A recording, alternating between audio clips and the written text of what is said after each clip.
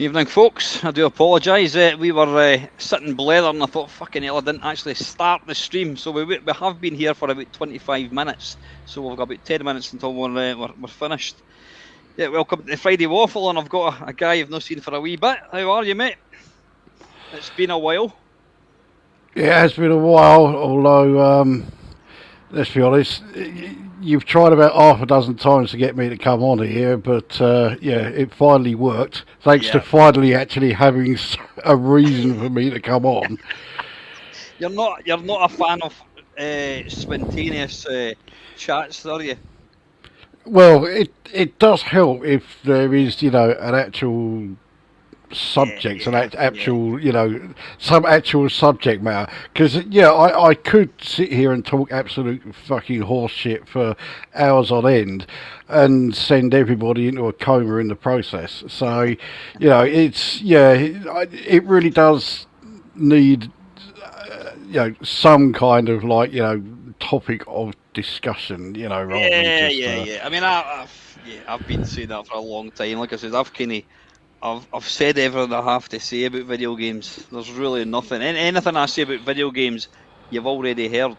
Because I'm not interested in talking about anything that probably came out in the last 20 years. So I've really not much to say about it. And that's why sometimes I got to do these waffles and I think, nothing to say, and I say I've got nothing to say, and I'm just trying to think any bollocks. So it's always nice to have some kind of sort of framework.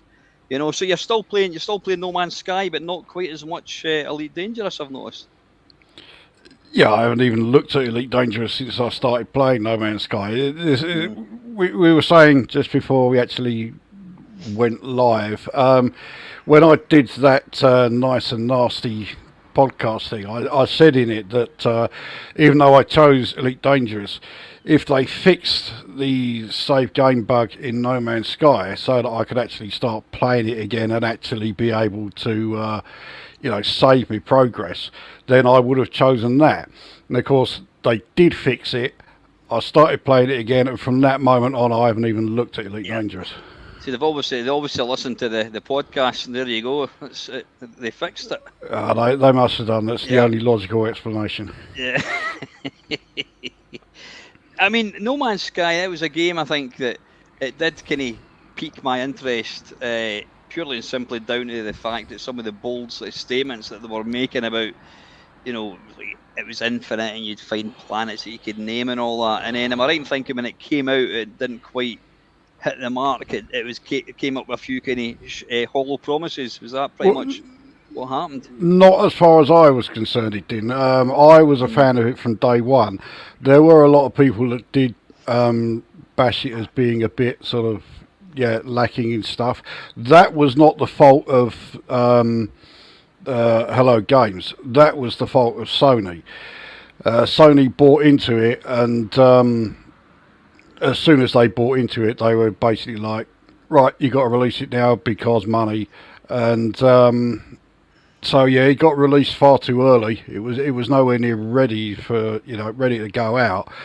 But Sony forced them, so it did get released. I was quite happy with the game on release. I've enjoyed it right from the word go. But there were plenty of people who didn't like it in its original state. Obviously, it has changed beyond recognition now. The amounts of stuff in there is unreal. It's quite overwhelming. What have they added from like the initial release? What else? What can you do now that you God. You've got 5 minutes. I mean, well, they improved it visually. Unfortunately, there was a bit of a side effect that wasn't so great with improving it visually, but that's by the by. There is now a lot more to do. There are actual missions. There's about 3 or 4 main quests. There's the original ending point. It now goes way beyond that. There's additional ships. There's additional multi-tools, the main weapon that you're using. There's additional vehicles. You now command this enormous fucking freighter that dwarfs the Death Star. You command entire fucking fleets of frigates. It's there's a huge amount put in there. How are these guys getting their money then? I mean, do they charge for these updates? No, every update for it has been free from the word go. So But where do they make the money about then? because people still buy the game, and this is why this whole thing of making all the updates free works, because it means that even though the game is now 8 years old, there are still people coming along who don't have it for whatever reason, seeing what it's like and saying, yeah, I want some of that. So the sales are still consistent. Still plenty of people coming along buying it brand new now. I mean, how many people? I'm saying that you're going to know how many people are working on it. I mean, it's not just one guy. I presume there's a team of people. I don't know how many there are now, but for the longest time it was 16 people. Jesus. That was it. Which is tiny when you look at the. I completed the game fairly recently. What was it? The Last of Us 2 on the PlayStation 4, and the end credits went on for about 10 minutes, and it was just insane the number of people. I think there's probably more people involved in that game than there is in a film, and there's 16 people putting that game together. That's crazy. Yeah, it's not bad going, is it? Not bad. Good value for money as well. I think so, but I can guarantee it's about as far removed from your kind of game as it's possible to get. You weren't going to convince me no matter what. Just when I was sitting watching my little intro with it was from that little organ tune. Was that from The Meaning of Life? I think it was. It's from the Holy Grail. The Holy Grail. Yeah. I saw a thing on the internet yesterday saying that Eric Idle is apparently he's not penniless. Yeah. But he's not got a lot of money, and he was saying that just Monty Python is not really a thing anymore. It doesn't make him any money. No, that's right. I mean, the chances are you're going to find that's the case the vast majority of the time. I don't think there are very many people in the television industry who can just rely on the royalty checks from stuff that they did 50 years ago. I suppose when you think about it, it was TV, and I don't think you can buy DVDs and whatever, but that's the problem with we the sort of modern watching a TV thing. There's now going to get to a point where there's just, unless you pirate it or torrent it or use a dodgy Fire Stick, there's programs now and films now that you will never ever see again, and probably Monty Python's one of them. There was another guy what was that guy that used to go, "Hey, hello," not chat. Oh, what was he called? Hey, hello, ding dong. No. Oh, Leslie Phillips. No, it was the other one. Was it Leslie Terry Phillips? Thomas. That's the one. What was he called? The second one?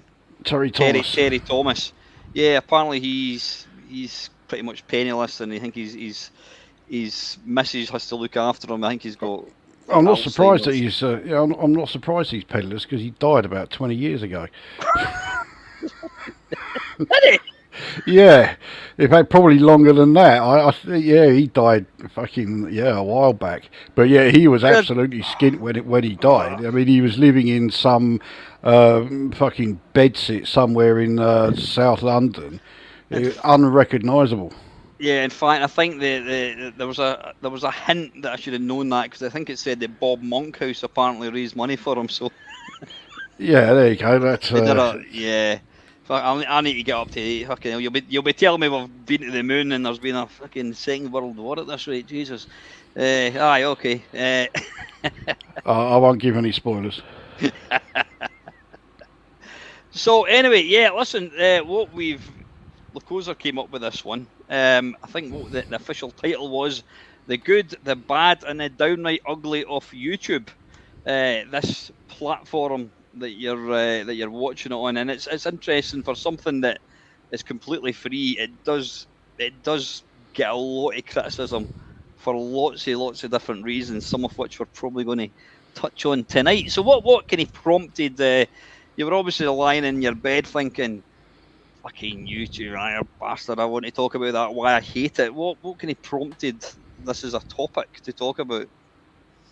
What prompted me coming up with this? Yeah, is it something that's been on your mind for quite a while? It's bothering you? Not entirely. It was basically you asking me, do I want to do a video, and me coming up with the usual reply of what is it about. And so I plucked this out of thin air. Really, you know, it was that's how it came about. You know, it's yeah. So There's nothing more to it than that. So you've got fuck all notice. That's what you're telling me, then, eh? I mean, I don't think it's going to come as any big surprise that there are things that that I really do not like about YouTube. I mean, there are things that I like about it. Well, I'm we sure start there with is the something. I think we should finish on a high. So I think we should kind of talk about the downside to YouTube. We'll maybe kind of take it in turns. So I'll let you go first. You want me to? Well, I won't go through all of them in one block because otherwise I'll be here like 3 hours just doing that. I think what we probably need to do, there's I mean, for me, there's plenty on both sides. As somebody who consumes YouTube, somebody who just watches it, and also somebody who actually makes content, and you obviously fall into both the categories as well. So shall we start off as a consumer of YouTube? Do you actually watch a lot of YouTube? Yeah, I watch a reasonable amount of it.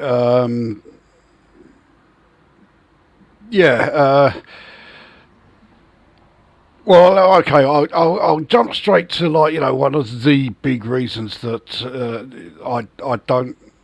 Yeah, one of the things I really don't like about YouTube, and in a way, it's not actually the fault of the platform itself. Although the fact that it offers this as an option is, yeah, I suppose you could say actually, yeah, they are just as much to blame.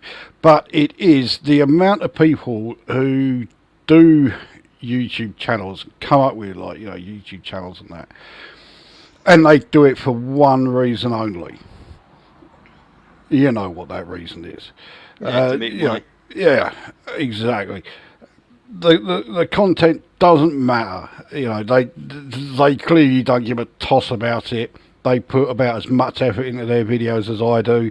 You know, it's, you know, and yet they will have all of the infrastructure there so that they can say, right, now give me money. You know, they've got Patreon set up, they've got fucking coffee set up, they've got the adverts galore throughout their fucking channel set up, you know.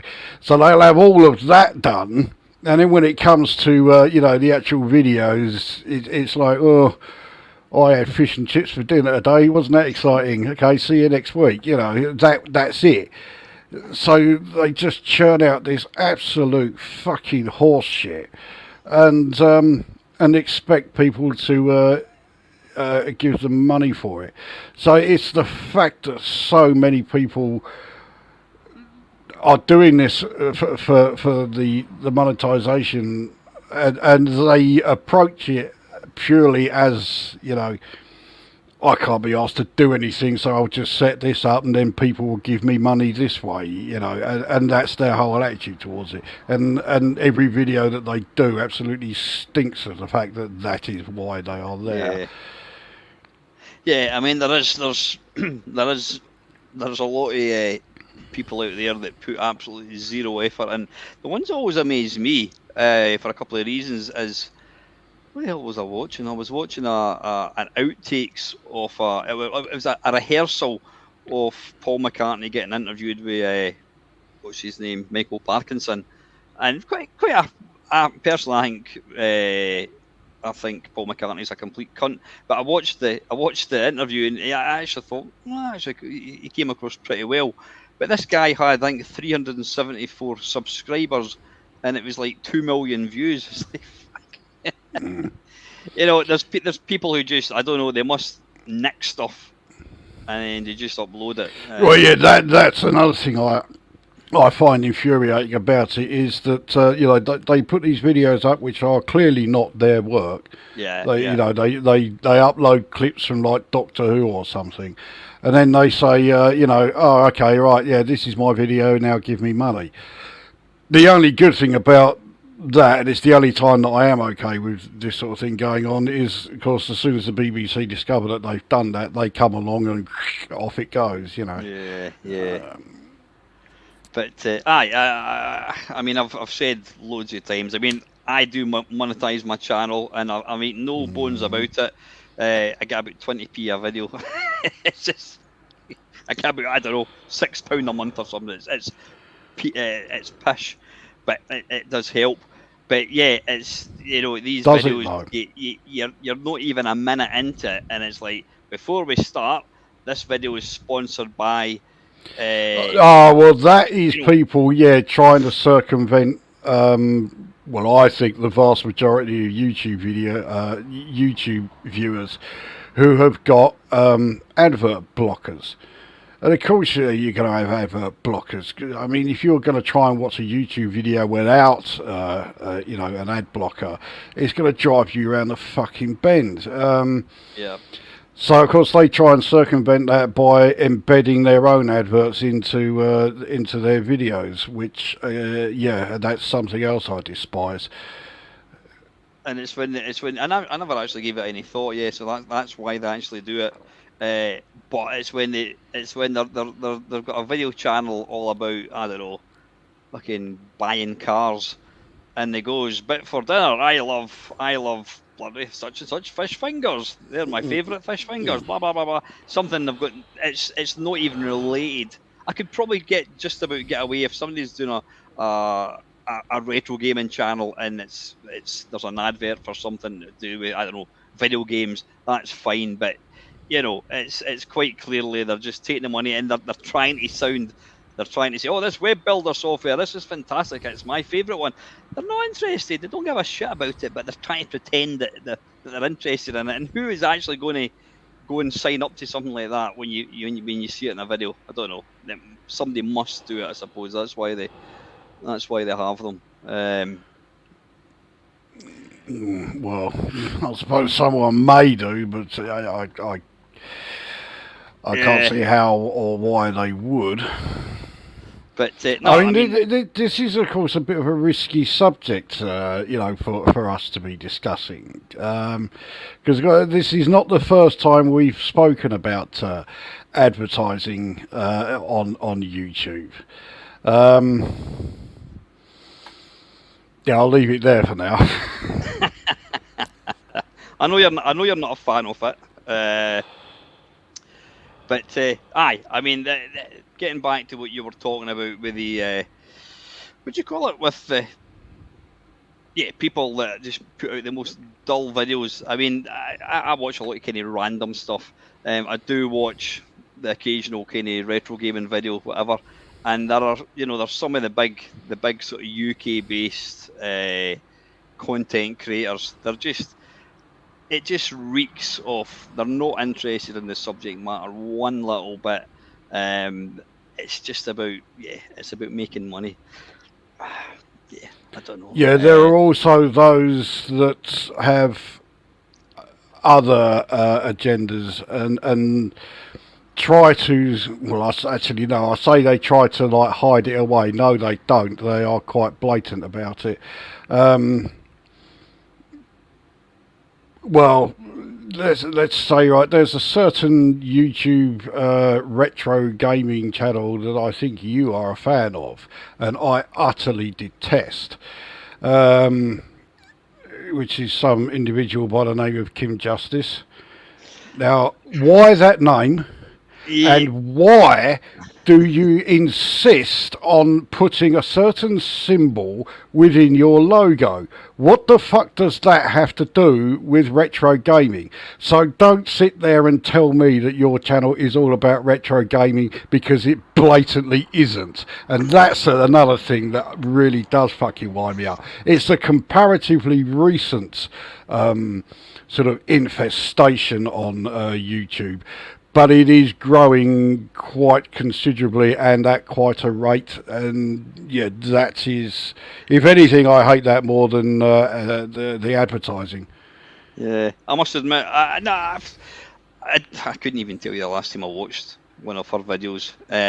I just think out of all the people, there's probably about half a dozen of the sort of the bigger channels. She's the only one that I actually think does have an interest in it. The rest are just completely superficial. And it's when you hear them talking about something that you and I would know, they would say, "Oh, Chucky Egg." Chucky Egg. What was that one again? Was that on the Sega Saturn? No, I think it was on the computer. They haven't a fucking clue. They don't have the knowledge that you and I have.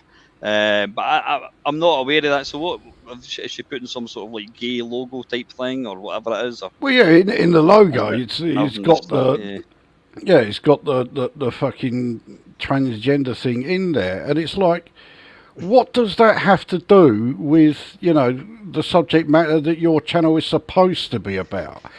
I mean, this whole identity politics thing has become so twisted that you know, it's, you know, I get really sick of it. You know, if you're going to do a video about it, then do a fucking video about it. And then that way, people like me can see from the title and from the thumbnail what it's about, so we can then say, oh, fuck that shit, and not bother with it completely. Instead of, like, you know, try and hide it, hide it in plain sight by saying, oh, this is a video that's actually about retro gaming, and here's our transgender thing, and I'm going to call myself just because it's justice for transgender. Oh, fuck off. Just talk about the fucking game. Yeah. Well, that one went right over my head, I must admit. I never really noticed that. But yeah, there's obviously people who've got kind of ulterior motives or whatever, trying to kind of, I don't know, put their thing on to other people, but I never noticed that one. So apart from obviously advertising, I mean, apart from I know you're not a fan of people making money on YouTube. What can I just ask you? What is it you don't like about? Do you think it should just be something that people do for free? What do you have? No, see, that's not quite right. Okay, I'm not going to sit here and say that, you know, oh no, people should not be trying to make money on YouTube, you know. Mm-hmm. What I'm saying is, like, firstly, if you're doing it to make money, then be upfront about it. Don't sort of like, you know, and you can't deny you're guilty of this, right? Don't deny that you're trying to make money out of it, or claim that, oh, I know everyone hates YouTube adverts, you know, and all this, and then go and put them on your channel anyway, you know, or you know, or claim that your video is not monetized and then stick your own, this is sponsored by this load of horseshit here, you know, in the middle of it. Be upfront about it, okay? Admit that you know, your channel is there to make money, okay? So that's the first thing. But it's the fact that they then have to then drive that message home by the fact that at the end, well, we'll say at the end of every video they do, it's always, oh, you can support me on Patreon, you can, you know, support me on Coffee, you can do blah, blah, blah. We know. But the fact that you're having to remind us every single time at the end of your videos means that you think we're all as thick as pig shit. There isn't a man alive, or a woman alive, or a fucking thing alive that doesn't know we can subscribe and like your video and, you know, pay you money for some reason on Patreon if we've got more money than sense. You know, we know that. You don't have to tell us every single time, but they do. So, yeah, you know, be upfront about it.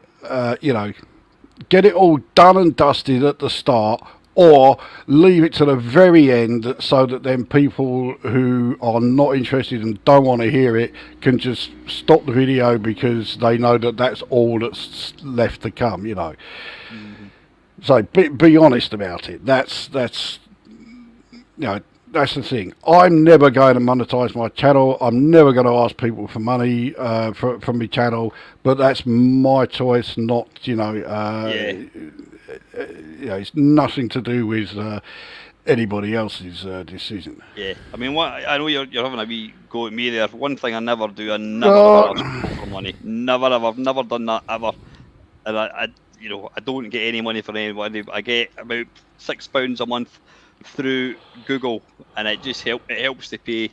I think I outlay about £30 a month for this, because I've got I pay for this and my podcast thing, but I don't ask anybody for money. I've never done that.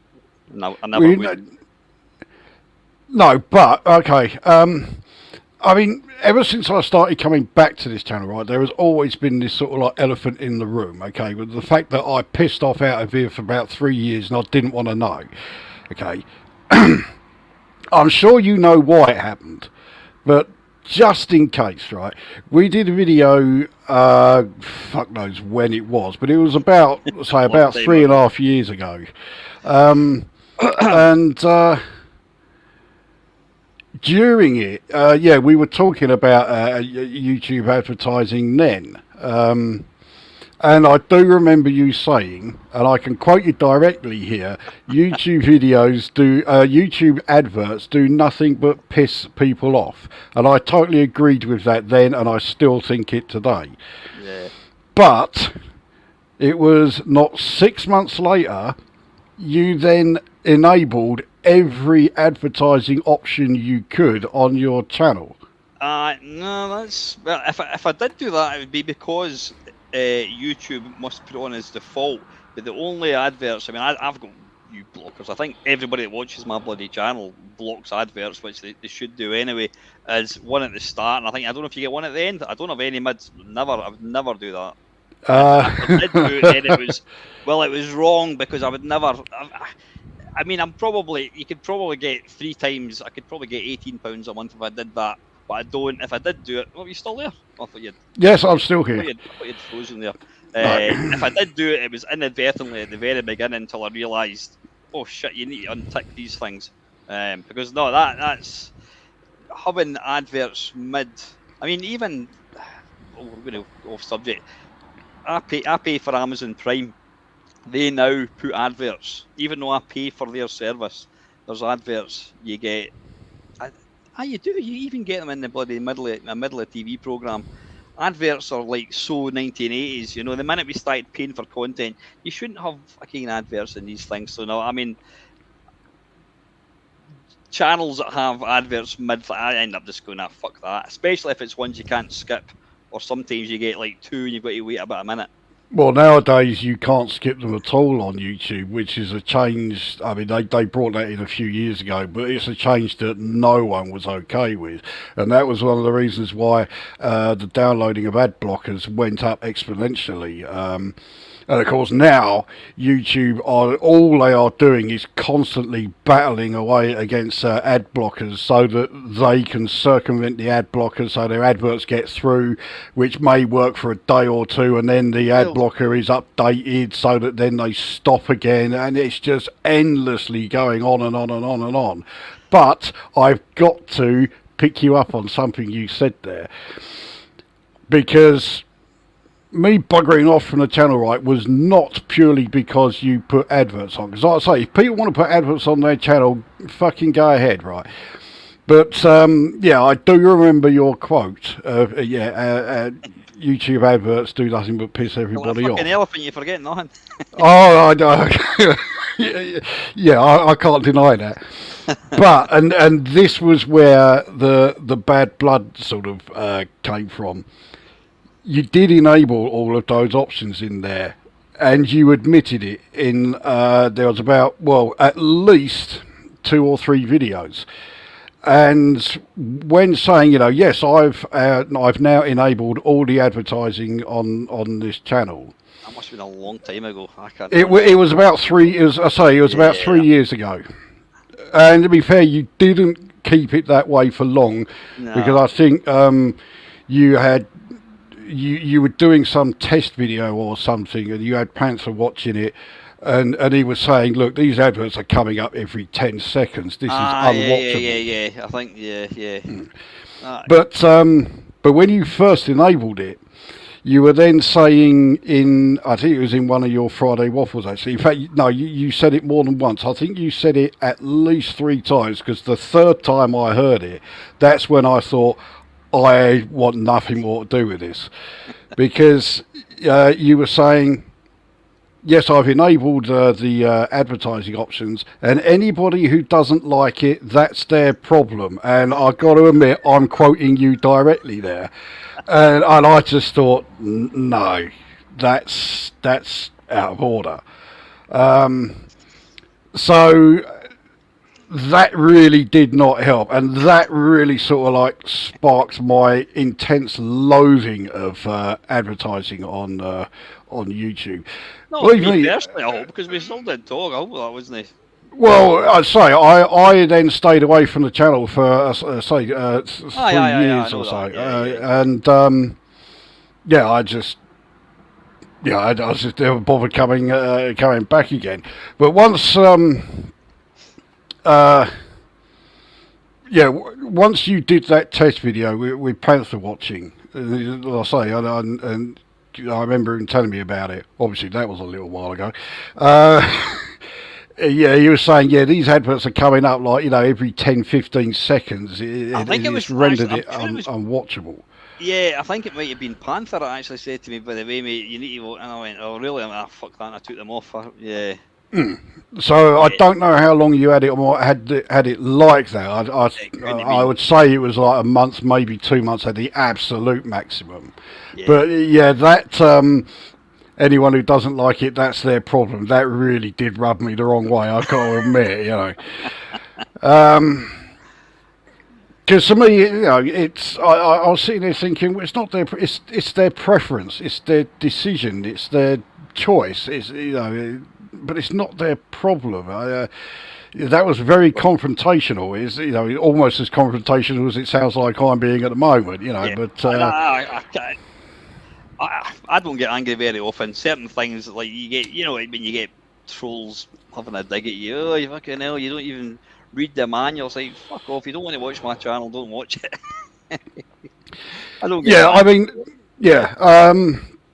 well, actually, this is another thing that is like the bad side of YouTube. So I guess we can move on to this. Right? Is obviously like I'll use the word trolling, even though it's to me it's kind of, it's a bit of a juvenile term, really, isn't it? Trolling, Jesus Christ.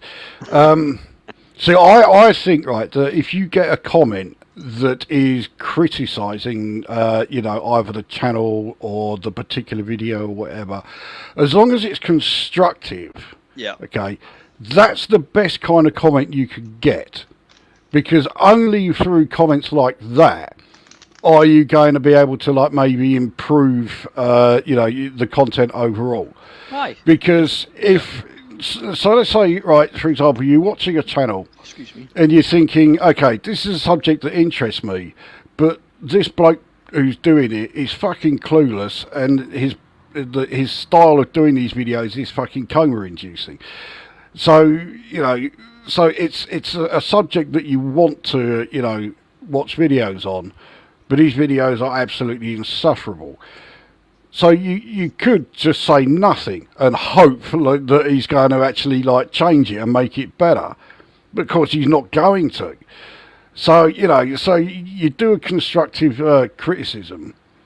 Admittedly, on YouTube, most people who make videos are going to turn around and just say, well, if you don't like it, fuck off. They will so many people on YouTube, and this is the big problem, so many people who make videos on YouTube dismiss criticism of any kind. And the number of times I've said on my videos, look, if you don't agree with this or whatever, or you don't like, doing whatever it is I'm doing in the video this way, fucking say so. But don't just say, oh, that's shit and that's it. Say why, because those are the comments that do the most to improve the channel. No, absolutely. And you know, Yeah. so I welcome them, but it seems to me that I'm in a very small minority, and there are very few channels out there that will say I welcome criticism. Oh no, I mean I get, I don't think I get regular criticism. I'm not the best at actually.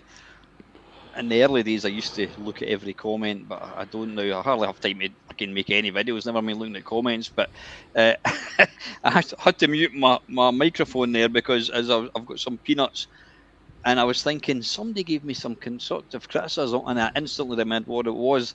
Somebody says to me, he enjoys my videos. He really enjoyed this one, but you completely ruined it because you were eating, and all I could hear was, and it was Right. Can I just add a bit here? I totally agree with him. you know what? I didn't actually. I can look at my channel as when I do like one of these. No, nobody stumbles across a Friday waffle. People don't know what it is. If somebody came in now, they just see these two guys talking. They don't know what it is. We're not talking about anything particular. So I look upon when I come in here, it's just people that I know, and a lot of the time I'll be like, well, I'm having my dinner, so it's either you're listening to me having my dinner or I don't do a video. And I think, well, you're amongst friends, so it doesn't bother me. But this guy, he made a valid comment, and I watched it back, and I could hear, and it's just the way I had my microphone. I totally get that. I totally get that. So I'm more than happy to get criticism or whatever. Where I absolutely dislike, I mean, it's interesting if you look at my analytics, it doesn't tell you the number of thumbs down you get, but it will say like 90% thumbs up, obviously, which means you're getting 10%. Every video I put up now, I get about 10-15% thumbs down, which I don't really get, because if I was doing some sort of like synopsis or review of Planet of the Apes, they could say this guy's never even watched the film, he's talking absolute bollocks. But when it's me playing a game, if I'm playing Manic Miner, then what is not to like? I mean, it's me playing Manic Miner. It does exactly what it says in the tin. So you get some random, thumbs down, thumb. Well, if you play Manic Miner, I can think of something that I don't like about it, but there you go. But it's not going to be, if you don't like the video, it's not going to be because you didn't, it's just because you're being a arse, fucking, read it. Oh, Main Meister, who's this guy? He's playing Manic Miner, right? Well, what do I expect to get out of this? It's probably going to be this guy playing Manic Miner. By all means, give it a thumbs down, but at least just exactly what you're saying, give a bit of constructive criticism. Tell people, explain to people why you don't like it. Some people just Yeah, exactly. The constructive side of criticism is absolutely the way to go. Another thing, just to quickly add, don't give a shit about down votes, because it's still an interaction on the video. And algorithm. So a thumbs down. It still adds to the algorithm, so it's still going to bump the video up. So video views, any kind of interaction, whether it's thumbs up, thumbs down, or comment left, will bump it up the algorithm. So let them all fucking click down. It don't make fuck all difference. Do you get many thumbs down in your videos, or is it not something you? Well, I put thumbs down on plenty of my own ones, so I really do not give a shit. I still get probably just about every video I do. I haven't actually looked at the analytics of my stuff for quite a while. I'm just going to quickly address something that David Connolly has said there about his counter-argument. Actually, it's the second part. The counter-argument is an accusation you're preventing your friend from an earning opportunity. I did say at the start, if people want to, put adverts on, then that is entirely their choice. But the whole point is be upfront about it, but don't be sort of passive aggressive about it. So it was the anyone who doesn't like it, that's their problem comment. That I was didn't the know thing that. that Yeah, did that obviously that, pissed you that off. did me. Yeah, I get that. I get that. We're going to move on. I do totally get that. Yeah, I don't think there's anything. I don't think there's anything wrong with people that want to, because we're all skint. Anybody that can make money. I mean, the way I see YouTube, I watch certain channels. People watch this, whatever. This has become TV for some people, and I don't really think I put a lot of effort into my videos at the moment. I don't. I do these live streams. When I was actually putting a bit of effort in and actually making videos, it does take a lot of time. And at the end of the day, if some days you're doing it for nothing, yeah, you're getting a few quid, you're getting a couple of quid off Google. If somebody wants to give you a fiver, absolutely, I don't have a problem with that. It's the same with people that, as you say, there's some of these channels. If you click on like the description of the video, it's like that of coffee, and there's bloody tons of them. Yeah, within the description, yeah, all the you can click here to yeah. I know what you mean. And and the thing is that there's I don't know if you know him at all, Funky Spectrum, George Cropper. He detests all these big YouTubers, and there's one particular YouTube channel, a certain young lady, Octavius King, her name is, I think it is. And she maybe puts out one video every 3 months, and if you actually dig in and look, she's bringing in about, I think it's about $2,000 in Patreon. See, that's the kind of thing exploitation, that exactly. It totally is that. Bearing in mind, and I'm saying this, of course, on the day of the election results, that I am very much socialist, and I find the whole idea of doing something like this, which is purely it's not. Yeah, okay, it's a hobby. It's purely recreational, or at least that's how I view it. To then sit there and ask for money for doing this, that's what I find abhorrent, to be honest.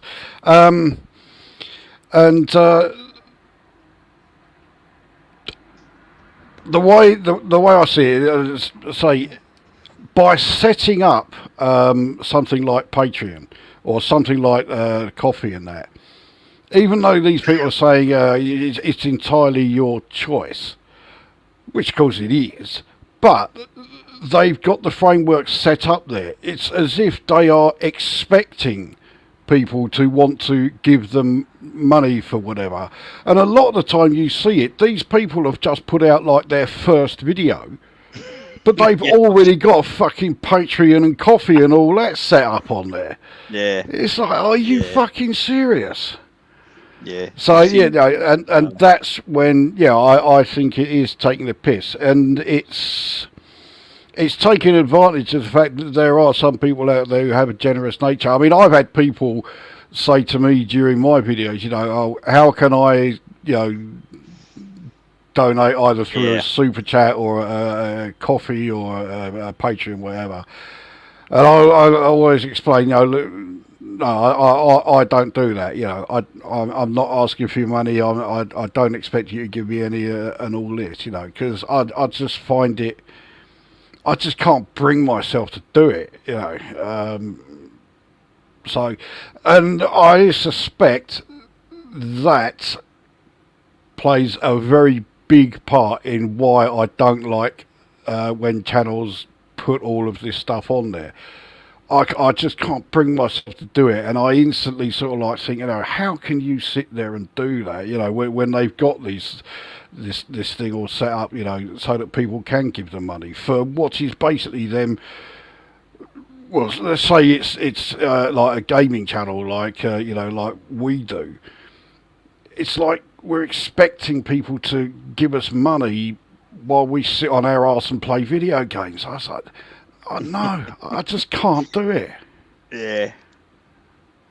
So I suspect that does play a very major part in why I am so anti-advertising and anti-monetization of channels. I mean, well, Dave Dave Conley, he's a friend of mine's. He took part, and I hope Dave doesn't mind me talking about this. Dave is he does all web based stuff. I don't actually know what he does. I don't understand any of it, but he sounds like Billy Connolly, and he's really entertaining to listen to. But he But as started. long as he hasn't got Parkinson's like Billy Connolly, he's okay, you know. Yeah, he he started buying some cheapo watches off like Temu and AliExpress, and then a couple of weeks later he got invited onto a channel. This quite big YouTube Oh, channel. I remember seeing when you were talking about this. Was Yeah. it some Australian cunt? Oh, this guy was an absolute wanker of the highest order. Yeah. It was horrible. I mean, I was getting really angry at the way he was like disrespecting David. And it wouldn't have mattered whether it was David or you or anybody else. He was just being a complete rude cunt, honestly. And this video went on for about 3 hours, and I'm sitting looking at this. It's people like, is it super chat? Oh, $20 super chat. Oh, oh, oh, and the money was just flying in, and at no point did the guy even go, "Thanks very much." Oh, thank you so much. That is really. The guy was just being a complete dickhead, and there seems to be the tide in YouTube is starting to change, and there's now there are people who are putting out videos just to be really annoying, be rude, be obnoxious. There's a particular type of YouTuber that they call them like an auditor, and what they do is they buy these little fucking drones and they go to like a police station or a hospital, and they'll just walk in and they're like, "Excuse me, can I help you?" Yeah, I'm here just to do to video things. Well, we'd appreciate if you don't video us. Well, I'm going to video you anyway. And they get in an argument, and then they say, "And I'm going to fly the drone over the building." They say, "Well, we don't want you to do that." Well, I'm going to do it. And every video is just to antagonize people. Yeah, they're making stupid amounts of money. It's like, God almighty. People like you and I should just pack up and go home. People, decent people who are trying to make inoffensive, well, apart from the swearing, inoffensive content that people enjoy. You know, we don't set out to annoy people. But yeah, I don't know what it is. It's just. Oh yeah. The thing is, it's people who they basically completely miss the point of like a certain kind of humour, you know. So obviously, like in my videos, I do occasionally set out to be deliberately offensive to a certain, like, you know, type of individual, well, basically anyone who's a woke cunt, you know. So yeah, I do it on purpose, but I do know where to draw the line.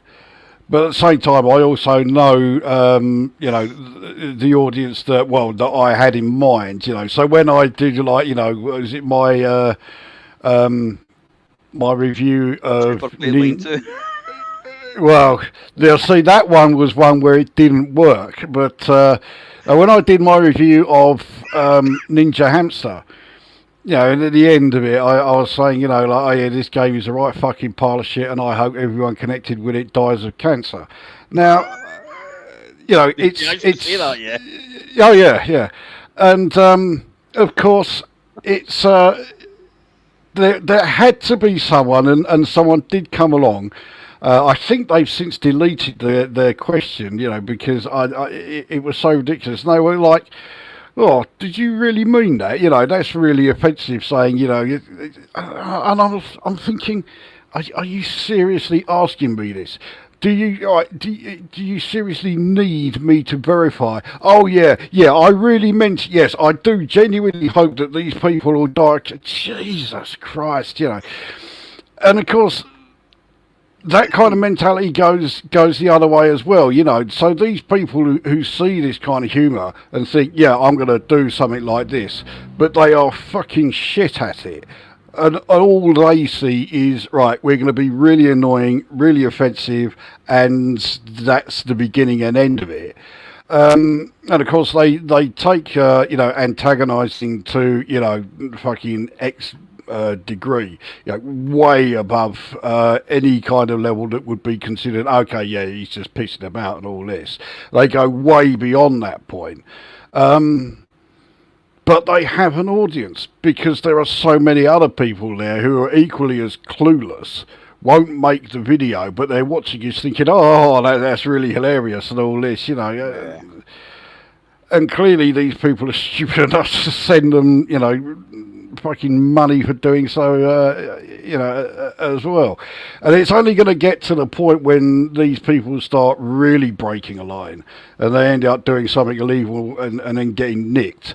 And then they'll be sitting there hoping that, social media keyboard warriors will fight their corner. And then, of course, that's when they'll then find out that the keyboard warriors actually don't give a shit. That's only then are they going to actually realise that they've taken it way too far and basically being an obnoxious shyster and no one gives a monkey's toss about them. But yeah, as always, they will only learn once it's too fucking late. Yeah.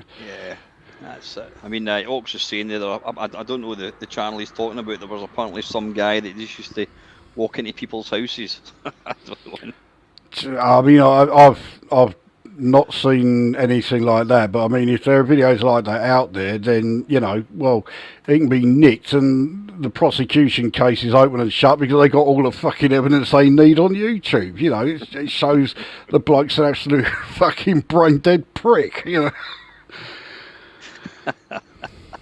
So apart from the content, obviously side of things, I mean, you're always going to get content that you don't like. Apart from the monetization side of things, is there anything else about YouTube that you find irritating? About the actual platform itself, or as a content creator like yourself, is there anything about it that niggles you? I mean, to be honest, I don't really consider myself content creator. I mean, it's a phrase that I can't stand at the best of times, but I mean, because I do so little these days, I don't think of myself one of those. I mean, if you were to look on my channel and look at my videos, and you go back, all you got to do is go back 10 videos, and it's already over a year ago. That's how little I do on there now.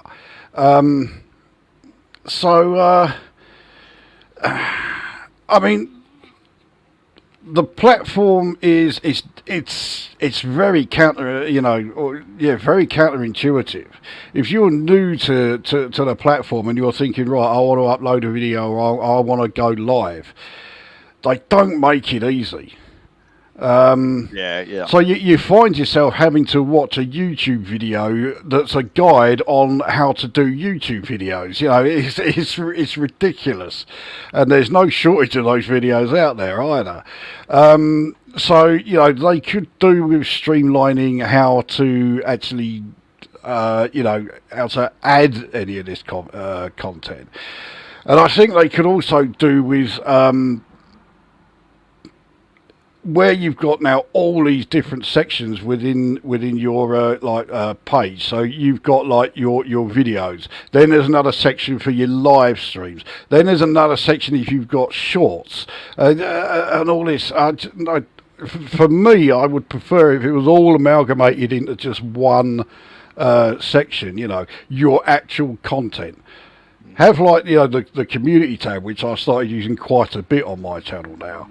And I have that as a separate part. But all of your actual online content, I just think it would be better if it was all in one rather than all broken up, Yeah, I mean, I think they changed it fairly recently, but yeah, I still struggle to find how to get into certain things. And one thing which annoys me, and again, it goes back to the monetization thing, every video, it'll come up limited advert, and it's like, why? Because the intro and the outro, well, not this particular one with the thingy, but the intro that I use, it's that, and the outro is music that mates have written. So it's quite clearly not copyright, and then it's me talking to a camera, and then you then have to click on review, send for review, and then about a week later they come back and say, right, that's fine, you can monetize it. By that point, I've already had everybody's watched it anyway. Yeah. Yeah, it's like I don't know. I don't really fully understand how the algorithms work. I wouldn't waste your time trying to figure it out, because the other thing is they're constantly changing it all the time as well, and updating it. So by the time you've got it sussed, they've gone and fucked about with the thing, and it's all different. The only thing to keep in mind, right, is say any kind of interaction with the video, whether even if it's just people watching it. But if they watch it, if they give it a thumbs up or thumbs down, or if they leave a comment, it's all good. It all adds to the video's sort of like exposure. So and that's really the only thing that matters as far as wanting to get more views. Number of subscribers is utterly meaningless. Yeah. But a lot of people will put a lot of emphasis on, oh look, I've got 1 million subscribers. It's like, big fucking deal. You got 1 million subscribers and like 5 people watch your videos. So what does it fucking matter? Well, there's a guy, Steve Benway, who he was the kind of guy that inspired me to start making my own videos. I think he's got 20,000 subscribers, but his views get a couple of hundred, if that. Yeah, it's because about 10% of your populace actually watch the thing. 90% of the people that have subscribed to your channel have just forgotten to unsubscribe. That's about. Yeah, I say I've got no problem with people suddenly deciding they're going to unsubscribe to my channel. And see, that brings me on to another thing that I don't like about a channel, but about YouTube. But this has nothing to do with how YouTube is set up. This is purely to do with some of the absolute fucking morons that use this channel. I know you've fallen victim to this, but you've had this happen on your channel a few times before, and I've seen that you treat it with the contempt it deserves. When you get these people who write a comment and therefore are improving the algorithm, improving the exposure to your video, so it's totally counterproductive as far as they're concerned. But they'll write out this comment, it'll be like, oh, I thought this video was shit, and blah, blah, blah, so I'm going to unsubscribe by, oh, that's it, I'm unsubscribing now. And it's like, so what? Who fucking gives a shit? But clearly these people think that they are so important that they have to announce that they are unsubscribing. It's like, what planet are you on, You are not even remotely important. I couldn't give any less of a shit if I tried, But you see it everywhere. So you've had it. I've seen it on several of your videos where people have written that. It's fucking. I've got to share Dave's. I'll let you read that one. Lukozer really looks like my cousin Paddy, who died last year. Well, so I look like he does now. I don't think Lukozer could say a solitary word that would make me dislike him. Well, that sounds like a challenge. I feel like he and I are family. It's very strange. Yeah, it certainly is very strange. Yeah. Need to call you Paddy for no one, yeah. Yeah. So is that the Scottish guy you were talking about? Yeah. I mean, I do have family up in Scotland. I mean, my granddad on my mum's side, yeah, he was Scottish. He was from Greenock. Yeah. What were we talking about there? You were talking about the thing that really it doesn't piss me off. It just it maybe did, but now I kind of it's a sense of mild amusement. Is the entitlement, the self-entitlement that some people have with your channel. Oh, you need to do this, or you need to do this, or blah blah blah blah blah blah blah. Well, that's one of the reasons why I very rarely did like requests. Because a lot of the time people will make a request, and then it goes from being a request to becoming a demand. They expect you to do it because they've asked for it. That's when it crosses a line right there, you know. Yeah. I don't know if you had your sabbatical from my channel at that point, but the whole China, you knew what happened to the China miner thing. What happened with that? It Well, became yeah. yeah. I mean, you remember, I was still watching back then, but whenever you started up China Miner, that's when I would fuck off, you know. So Yeah, well, there yeah, was a guy. There was a guy. You can stop me if you know what I'm talking about. There was a guy who came on, and he started demanding that I played this game, and it's like play it, and it was like capital letters, like fuck off, don't start. And then he, you know, he gave like £5 super chat, and I'm like, for fuck's sake, right? Okay, I'll play it because thank you very much. That's really kind of you. Right, I'll play it. And then a couple of people go pissed off. Oh fuck! If it's going to be, is it like that? You're going to somebody gives you money, you're going to play something. I'm like, fuck it, you can't. You're damned if you do, damned if you don't. yeah. And then this guy, without fail, started coming into the channel every single Sunday. And I could be doing an Amiga stream or a ZX81 stream, and he'd come in, play China Miner. It's like, look, stop being a cunt, or Dell's going to kick you out the channel. And then £5, play China Miner's like, don't do that. Look, fucking take your money back. I don't want it.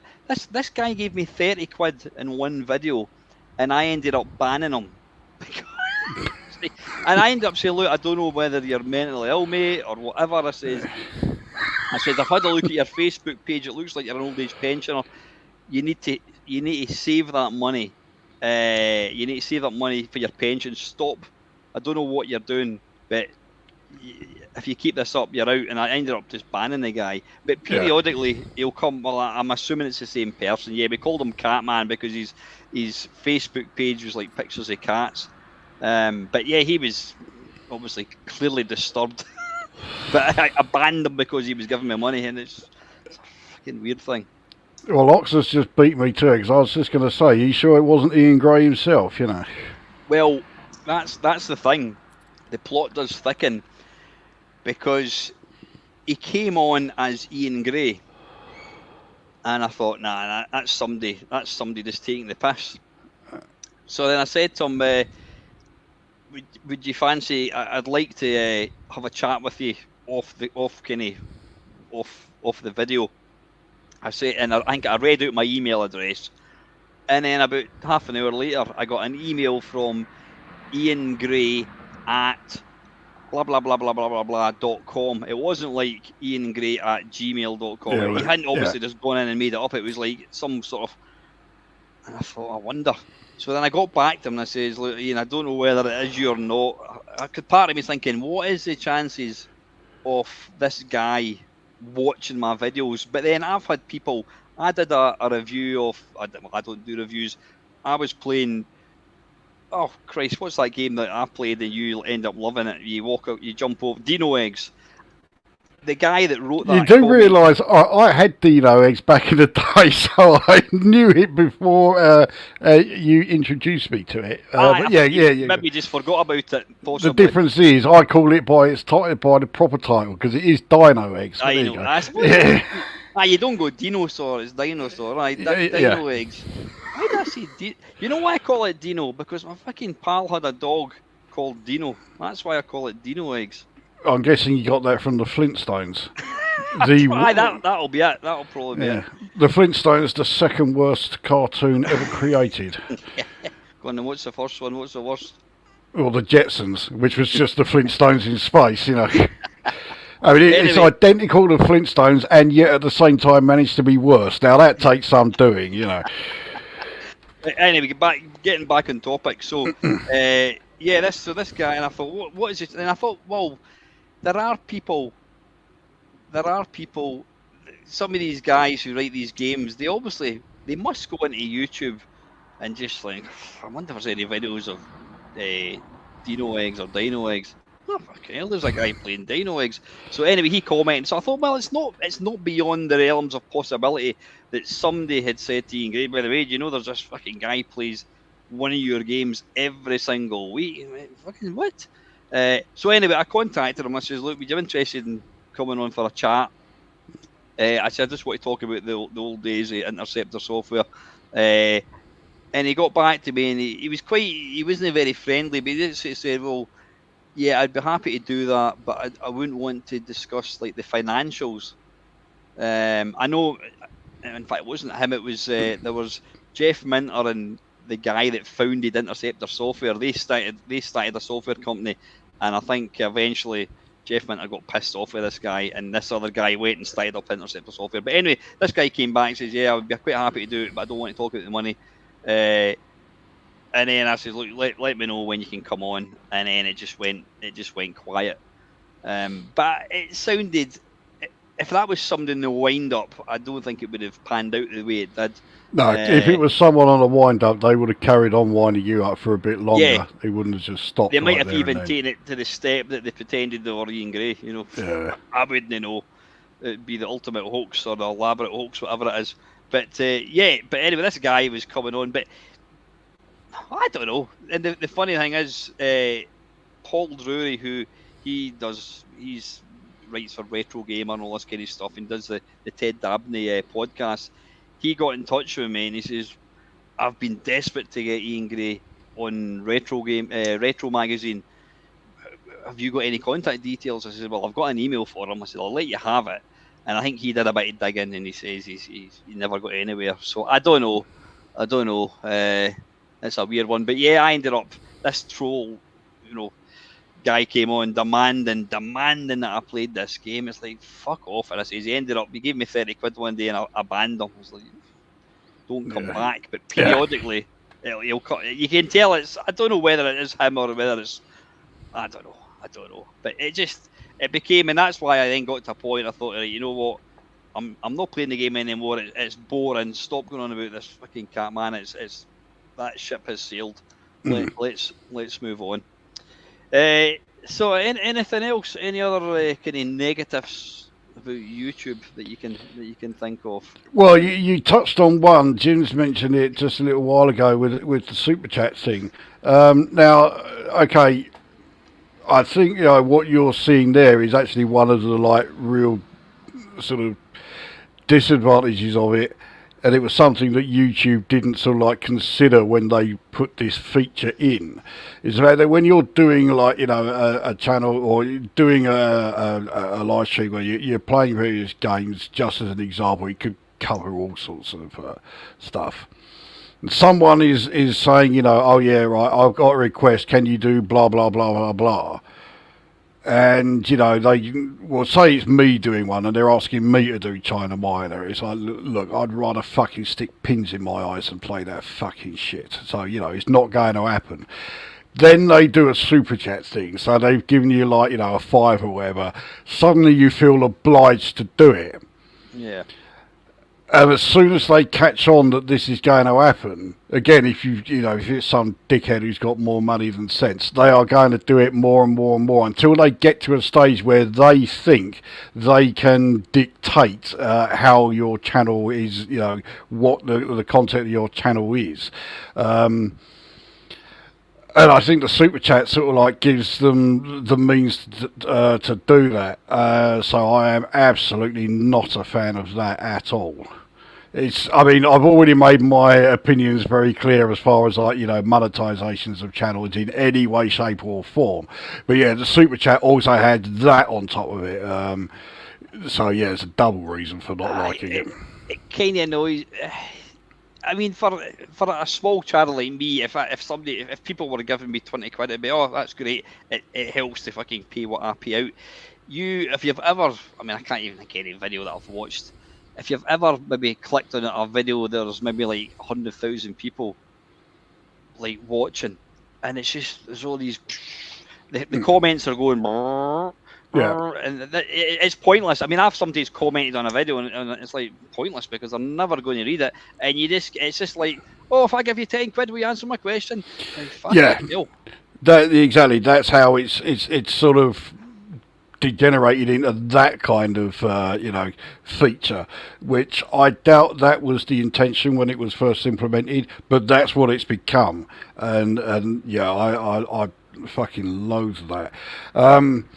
Actually, it's interesting what you were saying there about you go and watch like a live stream that has like a huge number of people watching it, and of course like you say the comment section is going fucking 10 to the dozen and you can't read anything. But if you ever actually stopped the chat so that you can read it, because I've done that on a few occasions when the occasional channel that I watch is doing a live stream. I'll stop it and scroll up just to read the channels, and I can feel my IQ plummet with every fucking word I read, and it's another reason why I'm quite happy to have like a relatively small number of people watching my stuff, because there are so many of these people who are writing absolute fucking bollocks, and it's like, do you really think people are interested in whatever this shit is you've just written? Well, clearly you do, because otherwise you wouldn't have written it, Yeah. Yeah, I mean, fortunately, in my channel, people take the people that generally talk. It's the regulars, and they end up just fucking talking pish. They'll end up just talking about something completely irrelevant to the actual content, which is fine. But yeah, I'm not a fan of that. One last little thing, just going on about the people that monetize their channel, is when they say do it to support the channel, to help me make my channel better. What are you going to do? What do you mean make your channel better? What are you going to do? Are you going to buy a new outfit? Are you going to get some turkey teeth, maybe a hair transplant or something? It's like, no, just be honest.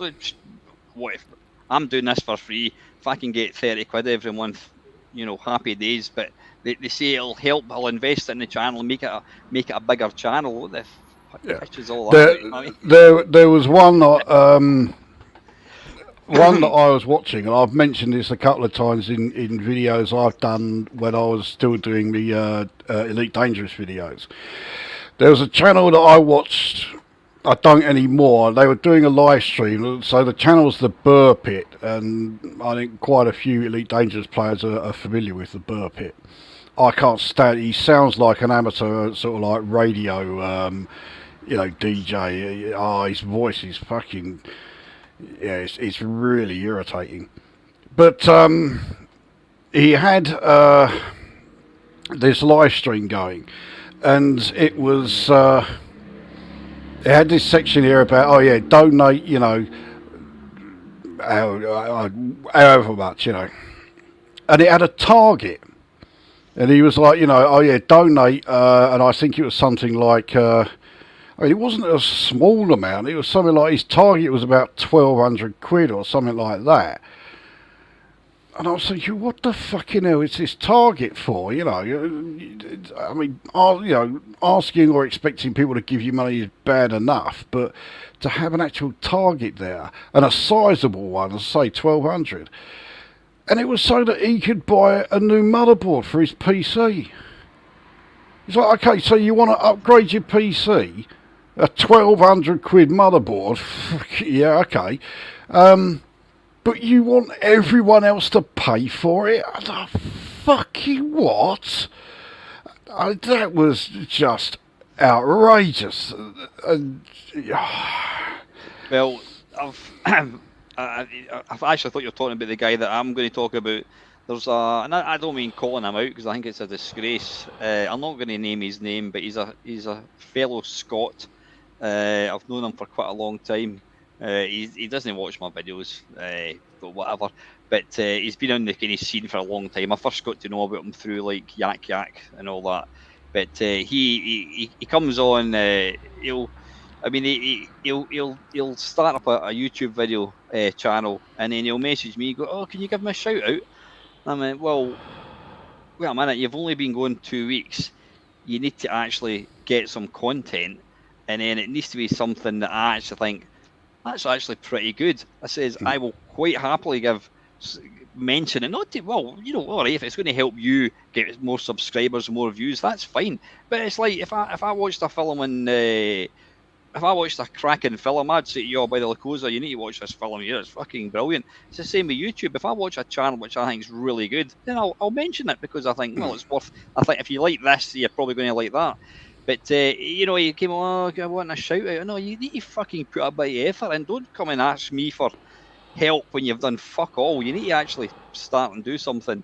But anyway, he disappeared for YouTube, and then he goes on to Twitch and he starts a Twitch channel, and he's done this a couple of times. He put a post up saying that his motherboard was broken, and he'd started a GoFundMe to get a motherboard, and he's done this a couple of times, and it just embarrasses me to be a human being. The fact that he's fucking Scotch doesn't help either. But do people fall for it though? Did it succeed? You know? Well, certainly. I think a couple of people. One guy gave him like 50 quid and whatever it was. Yeah, that he got a sizable chunk of money, and I want to buy a new computer. Oh, can you give me some money, please, so I can get that? It's fair enough. If he maybe says, look, if I came on here and says, listen, guys, I've just lost my job. Probably going to lose my house next week unless I can find the money for my mortgage. I'm going to have to sell my computer. So I'm just putting it out there. I'm going to have to say cheerio because I'm going to have to sell my computer. And if somebody says, well, I'll help you get a computer, that's absolutely fine. But just to go on and beg, oh, I fancy a new upgrade, I'll just get people to pay for it. Yeah, well, and that's what this Burpit channel was doing.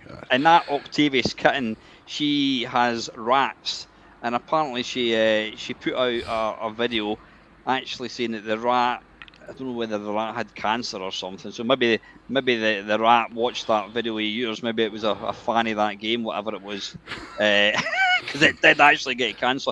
But it was ill, and she was actually saying, "Could you give me money to pay for this, to pay for the rat?" But yeah.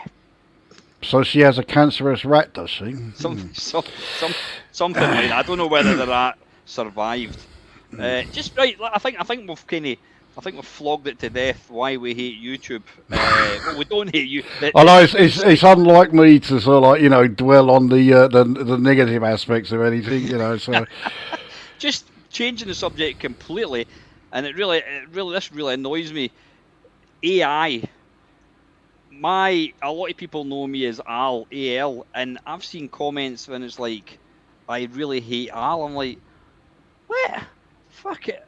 Oh, AI. It's because if you capitalise I, it looks like an L. Yeah, it looks like a lowercase L, yeah. The number of times that I've thought somebody's mentioning me, I'm like, fucking Is that in referring to Jim's comment about AI? Yeah, he was talking about AI, and I was just curious as to what's your take on AI? Do you think it's a good thing? Is it a bad thing? Have you tried it at all? No, I haven't tried any of it. I've heard. For me, I've heard some of the results. When you get AIs trying to come up with music for the intro of videos.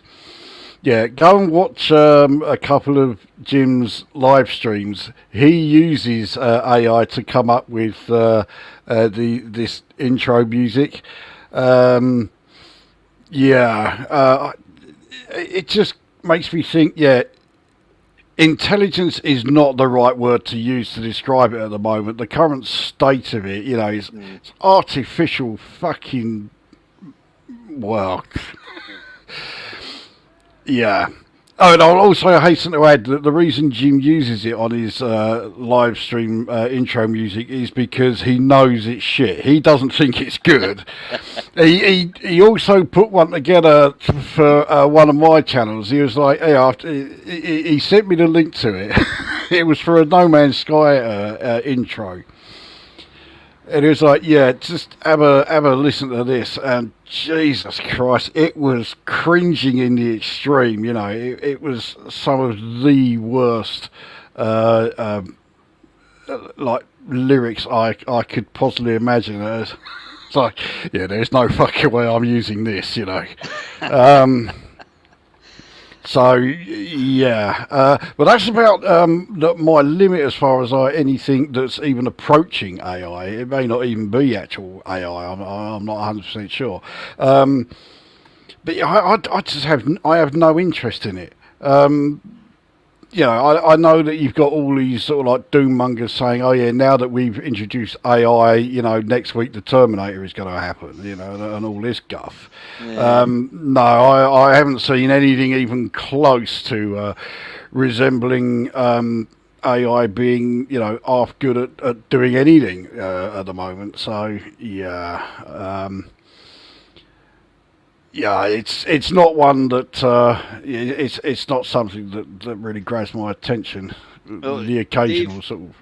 Dave Oh, Conley, I was watching one of his videos, and he was talking about AI. He personally thinks that AI has actually peaked, and that it's going to start to kind of disappear a wee bit. I mean, the only experience I've had of AI is you obviously see all these pictures, you think, oh, that's a beautiful picture, and then I mean, there was something that popped up on bloody Facebook, and it was something like, "Isn't nature wonderful?"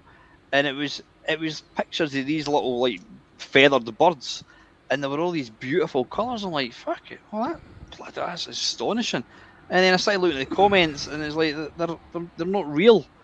I thought, fucking hell, and I thought they were real, And then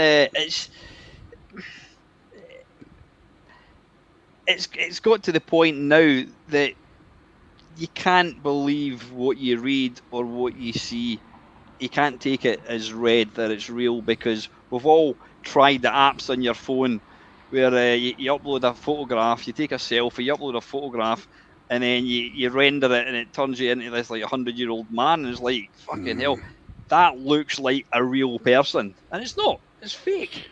well, Yeah. sometimes they do. Yeah, I mean, it's got to the point now where, in fact, I've been doing this for a few years now.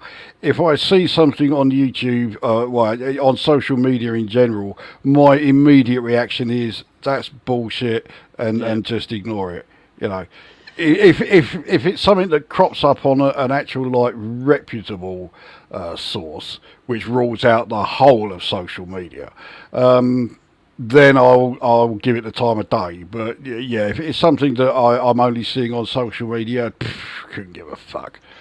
I mean, I had to get a new computer because my computer was just random. It was just resetting, crashing constantly, and I thought, right, fuck it. I use my computer all the time, so I started the GoFundMe page, and I'm only joking. I bought a motherboard out my own hard-earned cash, and it's got Windows 11 on it. And down the bottom is, what's it called? There's a thing called Copilot in Windows, and you open it up, and you can just type in, draw me a picture of, I don't know, fucking Elvis Presley fighting a gorilla on top of Mount Everest, and with 2 seconds later, you'll have this picture, and just for a laugh, I just put in, write me a story about Alan Stewart, a Scottish Olympic athlete winning the gold medal at the decathlon, and 30 seconds later, I had this like huge story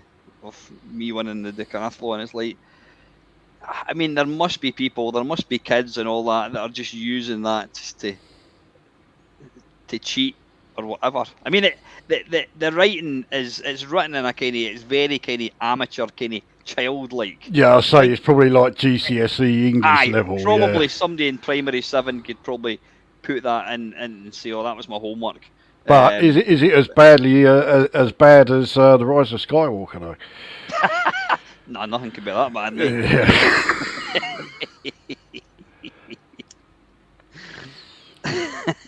Yeah, Jim's saying there, Alan, you've made so much content that I can feed it into an AI generator and make a video of you slagging off China Miner for an hour. Yeah, very good.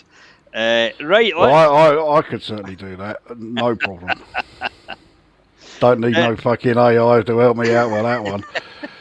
listen, I'm actually going to Nerg down in Newcastle tomorrow, and I'm going to be up extremely early, so I'm going to end this fairly soon if that's all right. But I think before we do that, I think we just need to touch on, is there any benefits? What do you like? What do you like about? Right, we'll talk about as as a consumer, and then we can talk about content creator. What do you like about YouTube? You're going to have to go first with this bit because I'm trying to think. Yeah. For me, it's a kind of double-edged sword. I could probably not have a TV. I don't watch. The only live TV I watch are sport. I'm watching like in some of the Euros. Watch the darts. I'll say I can't imagine you watching the Euros now, are you? Yeah, no. I'll be watching it on Saturday morning in Switzerland. But anyway, yeah. I don't watch any live TV outside of sport. And I could quite easily do away with my TV because 99% of the stuff that I watch is on YouTube, because it's like a jukebox of content. One of the things that I stumbled across, and I'll quite happily let you have it if you're interested. One of my very, very kind people that watch the channel sent me a piece of software, and you can't just download a video from a channel. It gives you the option to download every video. So I downloaded every video that was on the BBC archive, all 979 clips, and there's some great material in there. So YouTube is one of these places where you will find stuff that you will never ever see ever again. If you're going to buy a graphics card or a camera or whatever it is, doesn't matter what it is, like review of new camera, and then I'll sit in my bed or in the bath, whatever, and I'll just sit and watch reviews of them. So it's fantastic. I mean, the amount of content that's on YouTube is brilliant. That's why I think it's a fantastic thing. So the good thing about YouTube is that there are videos there.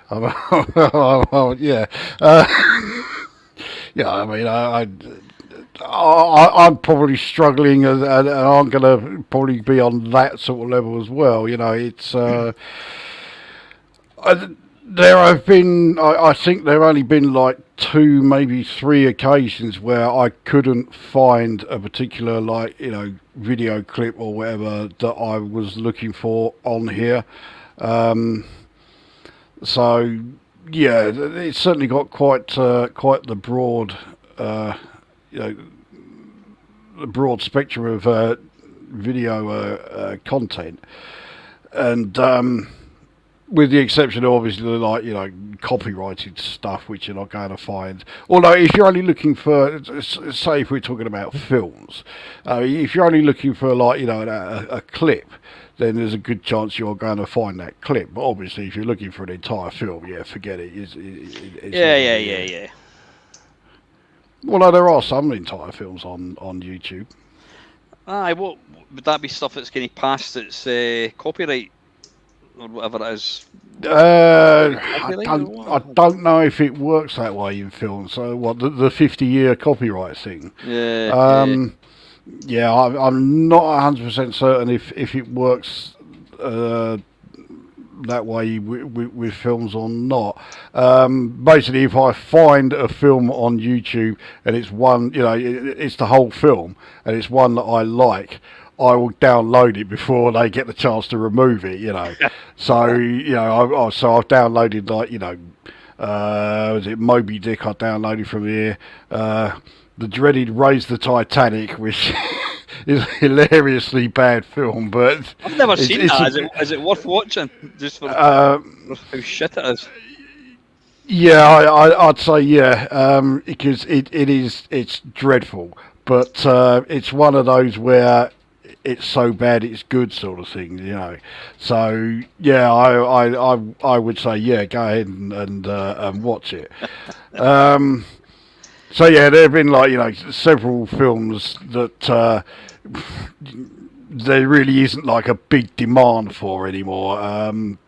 Then I'll find them on YouTube quite often actually, and then I download it straight away because you don't know how long it's going to stay there for. Yeah, but I mean, just for you know, it's brilliant for music or whatever. I mean, like, I was looking for. I think I did it in one of the live streams. I was looking for Takata by Sky. It's like, well, there it's there. Yeah. You know, 10 seconds, and any music video. There's probably going to be very very few music videos or whatever that you can't find in it. You know, it's. Well, with music, I would write. I mean, are you talking about promo videos, or are you just talking about, you know, a YouTube video that just has that song in it? No, I'm talking about, like, you know, I mean, back in the 80s, you actually had official videos for, like, Yeah, whatever it promo was. videos. Yeah. See, I, These are all there. yeah, You promo know. videos I've never been a fan of. So I'd much rather just find the song somewhere and yeah, that would do. You know, I had no interest in seeing, like, you know, the video for it. And then, I remember in the 80s you used to get that fucking hateful phrase, "I don't like the song, but the video's good." has there been any song that I could say that apply to? Well, I certainly can't. I mean, I didn't mind Thriller. I mean, it was a great video, but I didn't mind the song. I can't think of any. I mean, there's plenty, plenty great. Oh, the ZZ Top videos, they were fantastic for obvious reasons. But yeah, I can't think of any offhand. Yeah, I'm glad to hear it. Yeah. I mean, let's be honest though. Facebook, where did that come from? YouTube is the place to go for a solution. You've got a problem. You've got some obscure problem with a particular application on your computer. It comes up with an error. Copy and paste that. Boof, there's a video how to fix it. Yeah, I definitely agree with you. And doing stuff like guides, because it's just so much easier actually seeing it on screen. Right, this is what it looks like. It's much easier to follow than having, like, written instructions or having someone sort of like telling you over the phone or whatever. You know, actually seeing it, knowing exactly where to go, what to look for, and that, yeah, it does really help. So that is definitely one area where YouTube does excel. Yeah, I mean, I'm quite literally the worst cook. I can't cook. I've always had people cook for me. You know, whether that's a terrible thing to say or not. It's fact. I've always had folk that have done the cooking, and so I thought I quite fancy a bit of scrambled egg. How do I make scrambled egg again? Get the phone up, YouTube, how to make perfect scrambled egg, and there it is. There's a video just out there. So I think we've agreed that the sheer volume and, you know, diversity of stuff available. It's not a word I like, but yeah, go on. Yeah, is absolutely phenomenal. I mean, yeah, and here's the big thing. Here's the big thing. Apart from your time you takes to click adverts, it's free. It's completely free. The only time, I mean, yeah, you get people, and that's one thing. We've moved on from the whole paying for things, but people that say, yeah, if you subscribe to my Patreon, you'll have special content. Yeah. God. Yeah. You hit a nerve with that one, yeah. What was I talking about? I can't remember what the hell I was talking about. Why did I mention that? I almost dread to think. I'm still getting over the shock that you had to look up how to make scrambled eggs. I mean, fucking hell. I'm not a great cook, but Jesus Christ. Can you knock together a bit of scrambled egg and toast? Yeah, I don't need to look that one up. No. What about poached eggs? I made.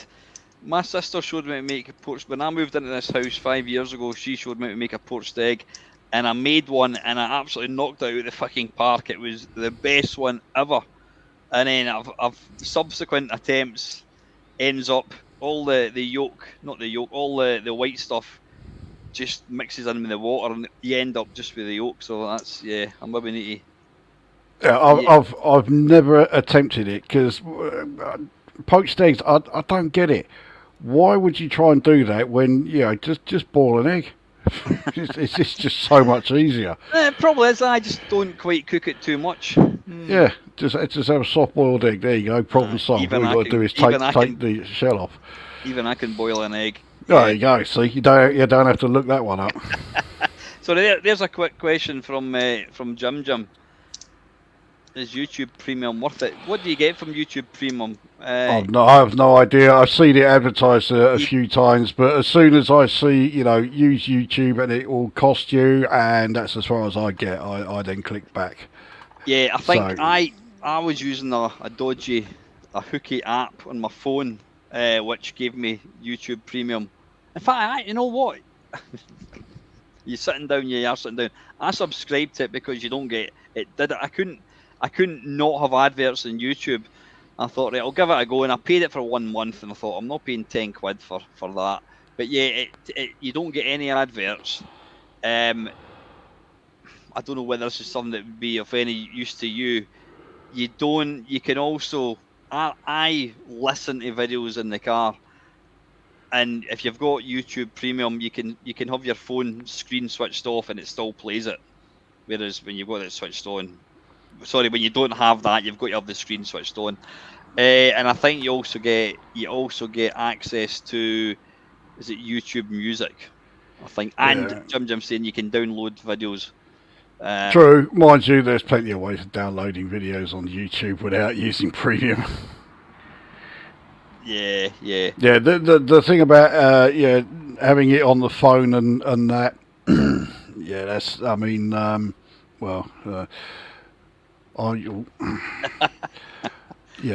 still use a Windows phone, for fuck's sake. So yeah, that's no good for me. Fucking hell! How old is that phone? It must be about 12 years old. Yeah, it is 12 years old. Yeah, I got it in 2012, just before the London Olympics. I remember it. If you're wanting a newer phone, mate, just give me your address. I'll send you one. I loathe mobile phones. I really do. They're a sort of necessary evil. So yeah, the fact that my phone can't do very much, I'm quite happy with that. I can make phone calls. I can receive texts. I very rarely send texts. That's all I need, Actually, I bought a Nokia. Is it the 3310? I bought one of them on Amazon. I think it was second hand a couple of years ago. And when I go to the pub, I always take that with me. And it's quite funny when you see the surprise when my phone rings and people are fucking looking at you, laughing. Me bring it this. Fucking great! You can receive phone calls and you can send text messages. That's all. And no fucker's gonna nick it. So there you go. Yeah, you're laughing.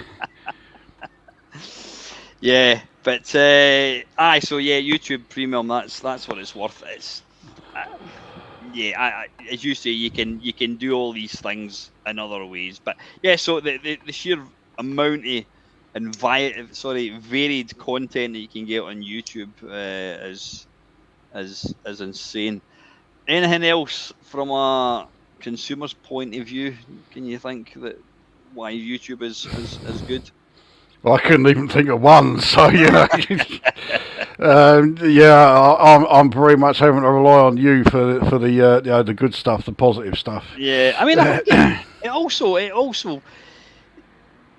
you get introduced to other things that you'd never really think about watching. It's interesting how it just kind of ebbs and flows. I mean, I was watching and I'd never actually Googled it or never actually done it's funny how we use the word Google to mean any search. Yeah, any search. Yeah. No, if I can type in Google, you searched. I was watching, I like athletics and what have you, and then I was getting like World's Strongest Man, watching all them, and then I was getting things about like potholing, and then for a couple of weeks I was watching all these videos about like the most terrifying potholer in the world, and they're going into these fucking things are like that. Jesus. Oh yeah, fuck that. It's insane, but again, it's just it kind of follows on from the amount of content. But I just there's stuff you've got to wonder how some of this stuff gets in here. If you think about some advert from like 1972 that you're never going to see, guaranteed somebody will have uploaded it on the YouTube. Oh yeah, there's plenty of those. You know, the old Smash robots or the Smash aliens and all that. Can you remember? This is one I'm sure I commented on a video, and somebody did say I remember that, and it was a guy. It was one of these. You remember in the 70s, I was going to say party political broadcasts. What were they called? The public information films. Oh yeah. What was the purpose of them? Because they obviously thought that us people who existed in the 70s needed to be told you should smoke in bed, or don't throw water over a chip pan or whatever. Why is it? Do they think that we're now intelligent and we don't need these things? Fuck, if anything, we need them now more than ever. You look how fucking stupid the general population is. But yeah, that's what they were, and they tended to use like scare tactics, especially ones that were aimed at kids. Jesus. So of course the well-known one is the kids playing with a frisbee near the electric pylon. We've all seen that one. Yeah, exactly. So yeah, it was just blatant scare tactics that they were using all the time, but it worked. Aye. That was the thing. I mean, the other thing is you remember back then when you had Dave Prowse as the Green Cross Code Man. I mean, you look at people like crossing the road today, and you think, yeah, these people are that stupid. We need all that stuff again now. Yeah. I mean, it's never going to happen, but fucking hell, we need it. I mean, there was obviously the one with the wee boy running along the beach, and it just as his foot's about to go into a broken bottle, it pauses. Yeah, that's it. And then there was the one, was it Donald Pleasance, where it was kids that were in a quarry and they were playing in deep water.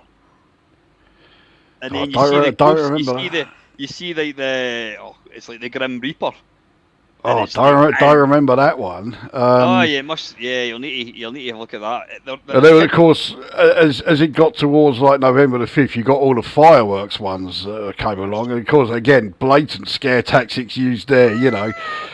Oh, this kid was happily enjoying himself, and then he got half his face blown off. Don't mess with fireworks. Jesus Christ. But there was one, and this is utterly, I think maybe Del Boy remembers it, I can't remember exactly, but it was a guy, he looked like, I don't know, he had a grey jumpsuit, and he was walking through the snow, and it was for hypothermia. He goes, this man has got he's got the effects of hypothermia, and you see him, and eventually he falls down. He's just walking through the snow, and then I think eventually this guy and woman discover him, and I think that the girl gets inside his jumpsuit to warm him up. Maybe that's why I remember it. But you don't remember that? It was for hypothermia. No, I don't remember that one at all. No. And 20th Century Gamers just remembered the big one, of course. Yeah, the Charlie Says one. So yeah, I do remember quite a few of them, but yeah, I don't remember that hypothermia one at all. I can only assume maybe they were like regional, and of course we'd be down here in Southend. Yeah, hypothermia was probably not that big an issue. Well, I can't imagine it being that big an issue. Applying factor 30, whereas up in Scotland it was how to combat hypothermia. God dear, no. Not in the 70s, it was, go out there and get as much of a tan as you possibly can, Who cares about skin cancer? And then, of course, there was the utterly terrifying bloody threat of a nuclear war, the old Protect and Survive. Oh, yes, that's right, the old nuclear war ones that we got as well, yeah. There's another one again, the blatant scare tactics being used there. Terrifying, absolutely terrifying. I mean, there's even now when I watch them, it still puts fucking chills down my back. I wonder what they would actually do now. Do you remember? When was it? About a couple of years ago, they were going to. You're still moving. No, I'm just stubbing my fag out. Right. I thought you'd fallen over and the camera had crashed. What was it? Remember they did a test on mobile phones. It sent a signal to your phone. You probably didn't get one because you've got a Windows phone. Oh, what during the COVID thing? Yeah, I never got one. Yeah. Yeah, it never reached my phone because I think you're right. You're saying it jokingly, but they did it for Android, and they did it for the iPhone OS. Yeah. Didn't bother with a Windows phone, so no, I never got it. And it just made some kind of like shrill noise. It was quite disturbing. So, how do you think if there was a bomb hurtling towards London as we speak, what do you think they would actually do? Do you think they would actually tell you? Do you think it would start getting repeats? I mean, obviously, back in the day, the Protect and Survive, if there was a blast, you were to lie face down or hide under a kitchen table and put mattresses up against the wall, and you'd be absolutely fine. Yeah, I mean, if you're asking me what I would do, I'd want to be as close to it as possible, so that you don't have to endure the horror of surviving it. Yeah. That would be my solution. Do you think now they wouldn't do anything? Do you think they would think it'd probably come on the TV and say, by the way, there's a bomb on its way, folks? Well, I'd hope they would be a bit more urgent than that. You know? Oh, by the way, there's a nuclear missile that's about to hit you. So, I'd get up out of your chair if I were you. You know.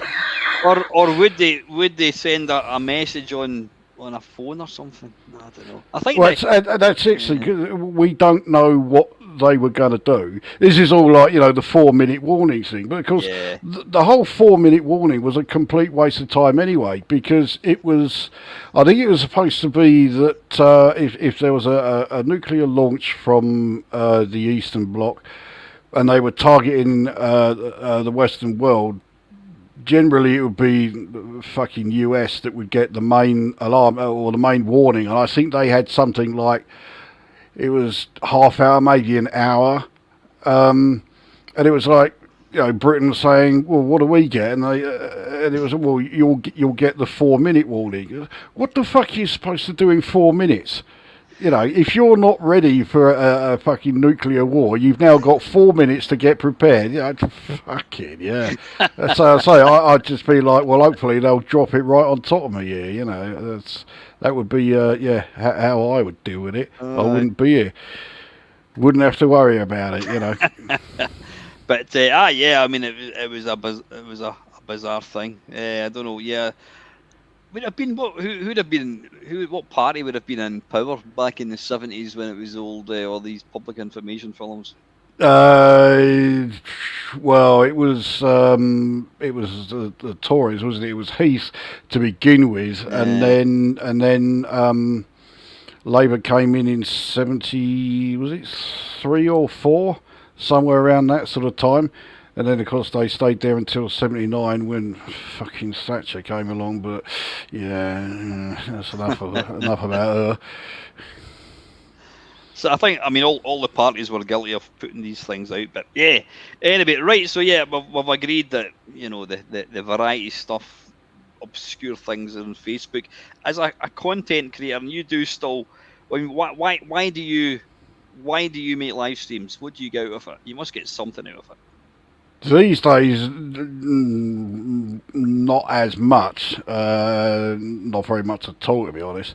When I first started, I mean, it was a totally different matter. It was new, so it had the novelty value, and although I wasn't very good at it to begin with, I actually liked doing it to the extent that I overdid it, and I was doing way too many, in the space of a week. But as it went on, and of course the novelty wore off, and I then got a bit more choosy about what I was going to do videos on, and then it was a case of, right, what can I be bothered to do? Because I keep getting, even to this day, I still get like ideas about, I want to do a video about this, and this. And as soon as I come up with the idea, I think, yeah, that's great. And then that's I never do anything about it. So I just don't have the motivation to do too many of them, and I really don't feel like I get a hell of a lot out of it anymore, which is probably the main reason why I don't do so much of it now. Mm-hmm. I mean, why not just play the game? What Why do you feel the need to broadcast it?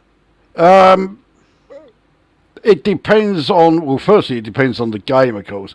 If it's like, we'll take the obvious example, since it's what I've been doing for the last few months with No Man's Sky. If you get to a stage where you've clearly made, a really decent amount of progress in that, a lot of people would still say to me, oh, you're only showing that because you've got this far and you've got this thing and that, and it's like, look at me, look how far I've got and all this. No, that's not why I do it. My main reason is, look, if I can do this, anyone fucking can. That's the attitude that I approach it with, and. So I put it out there, so to basically say, look, I've got this and this done, I've got this far in that, so if I can do it, you can fucking do it, and hoping that it will like spur players on to try and get at least as far as I have, if not past, where I am. So that's the main idea with certainly when I'm doing like the modern games, which I have done pretty much entirely for the last year. Yeah, see, you want to kind of use it. You enjoy playing the game, and you want to kind of inspire other people to play it. Do you think, or just you want to impart your knowledge and think this game's actually really good? This is what it looks like. Well, yeah, it's a bit of both. I'm not trying to get people who don't play the game. I'm not trying to convince them to start playing it, because as far as I'm concerned, if they don't play the game, then they're probably not going to want to watch it in the first place. Yeah. So it is basically a case of, I mean, it is guesswork for a lot of it with me, where it's like, okay, I've got this far, but I look at how long I've been playing. My current playthrough of No Man's Sky has 650 hours into it. So I'm figuring, okay, chances are a lot of people watching haven't racked up that many hours in their current playthrough, so it's sort of then it's showing, look, this is what you've got to come, this is what you could be aiming at to try and do, but because I've got here, you shouldn't have too much of a problem, and the chances are you'll be in a better state to actually do better at this part than I've done, and it's all that sort of thing. I will admit to one bit of showing off, and it was relatively recently. I did a video where I was showing all of the bases that you can build in No Man's Sky. The vast majority of our bases are very basic. It's just like a small like mining area, and that's all it is. But there was one that I did where you can build a base on the freighter that you get, and I was well pleased with the base that I put together with my freighter, and I thought, yeah, I want to show that off. So yeah, I'll admit to that one. But that was it's the only time I can remember anyway when I was like, yeah, okay, I'm going to show that off. That looks fucking good, yeah. And I think you're not a big fan of editing videos, are you? I mean, you insisted that if we do this, we just did it as a live stream. Yeah. So when you do a video, you're not doing it because you're doing a live stream. You think, well, I'm going to play this video, and I'm going to put it on YouTube, so I might as well just doing it live, and that's pretty much why you do the live streams, isn't it? Well, yeah, I mean, my videos nowadays, again, we'll use the No Man's Sky example. I'm deliberately trying to keep them fairly short and straight to the point. So it's like, this is the portal address here that you need to go to. This is what's there. There you go, job done. So I try to keep videos fairly short so I don't have to do a lot of editing, and I freely admit that is the number one reason why I keep the videos short, because I just have no patience for video editing at all. But if I'm going to be showing like gameplay and a reasonable amount of gameplay, then yeah, that's when I just think, fuck it, I'll do a live one. Yeah, and that's why and even stuff like Arcade Perfect My Arses, I tend to just do these as live now because it's much easier. If I do it as a recording, I'll generally play the games and then I'll do the voiceover later on, whereas you can just put it out as live, get it all out there in a winner. So, I mean, do you enjoy the interaction? Do you have much interaction on your channel? Not a huge amount, no. I suspect that's down in no small part to the games that I play. Bearing in mind, No Man's Sky is 8 years old, Elite Dangerous is 10 years old, so it's only like real sort of like hardcore players who really play those games anymore.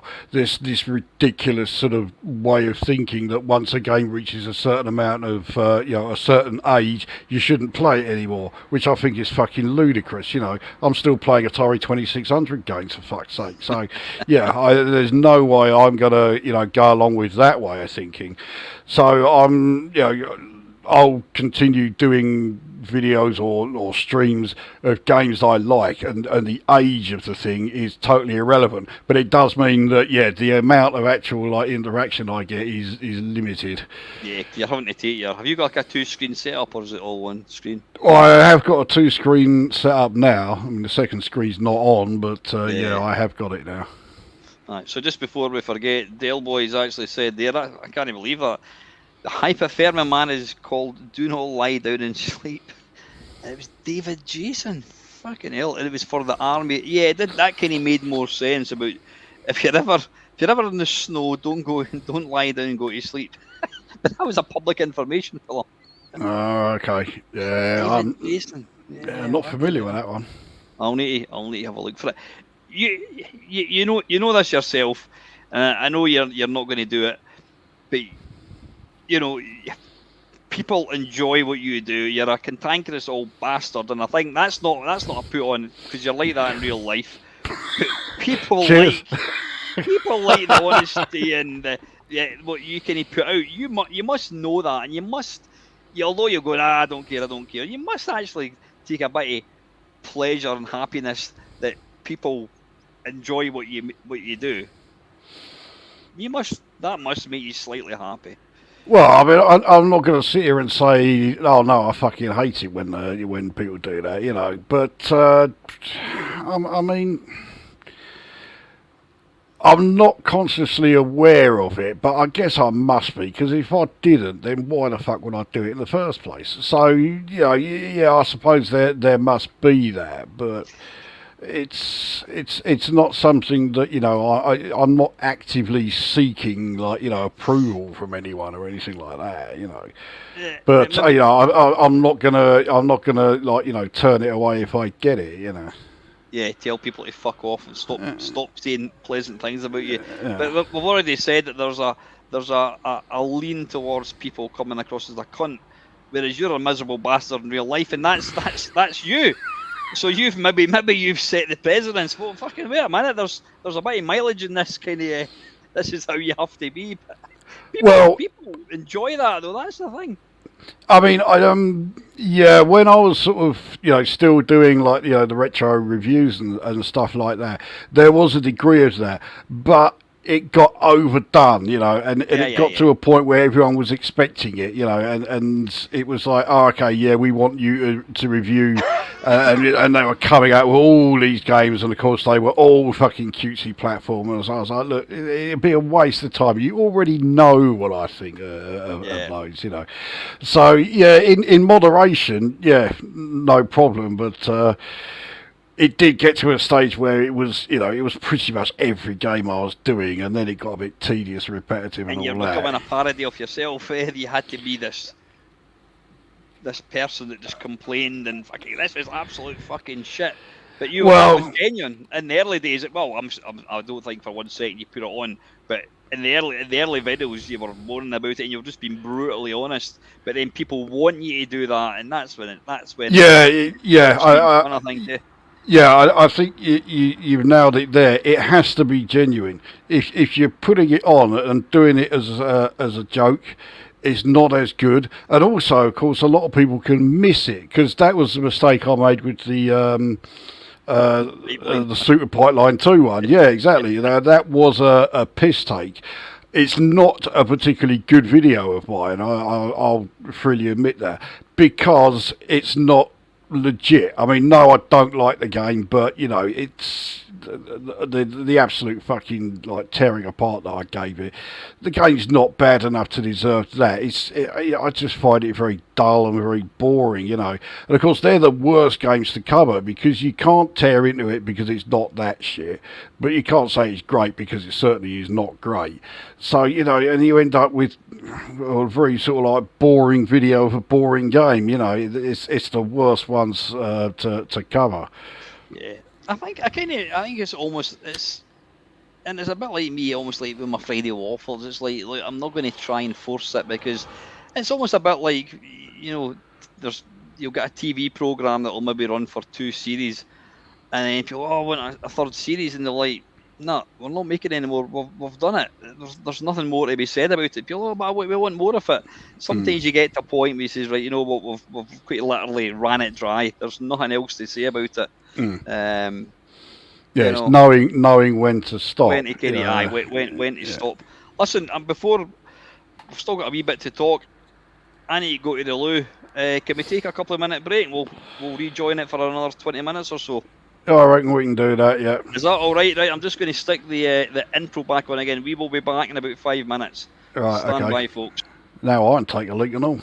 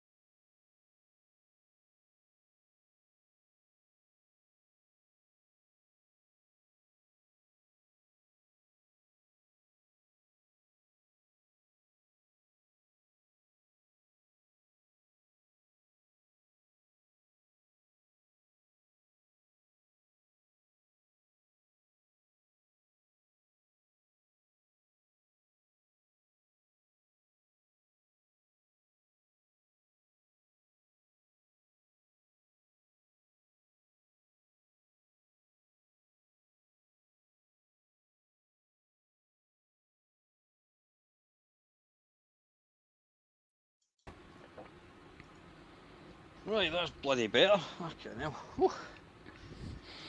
I'm not saying you took ages, but I managed to beat you back. So yeah, that's not going. That's not good going. That. Right, listen, we'll try and wrap this up in the next 15 minutes or so. So yeah, I think we've nailed the. I know, in fact, we've already started on about the creator part of it.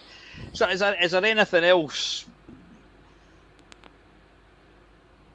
that you enjoy about being a creator? What else does it give? Does it add to you? How does it enrich your life or whatever? I mean, what apart from just providing an opportunity to do something and share it, is there anything else that you think you've kind of gained from YouTube or you can get from it? No, not for me. That is for me. That's straying into the having an ulterior motive for doing a video on whatever subject it is. And yeah, I'm never, my videos are always very straight to the point. You can see exactly what it's about, and it is about that and nothing else. So yeah, there's nothing more really to add other than that. Yeah, no, I mean, for me, it's, I mean, I think it's fair to say, maybe not quite so much now, but I don't know how many videos I've done. Probably certainly, I don't know, 2,500 videos or something. But I mean, I've been doing it now for what, 12 years, 11 years, 2013, 11 years, and I hate to say it, but it's become a kind of it's a bit like kind of my social life now. Sounds fucking sad when you say something like that, but a Friday night, 20 years ago, you'd go to the pub with your mates. Now I think, I'll do a live stream. it's, it's something that I do. I mean, I have made a lot of friends, yourself included, through YouTube. People say, oh, it's just the internet, whatever, and it's full of like trolls and bastards and all that. But there's lots of decent people. I've made some real life kind of friendships through it. But for me, it's just given a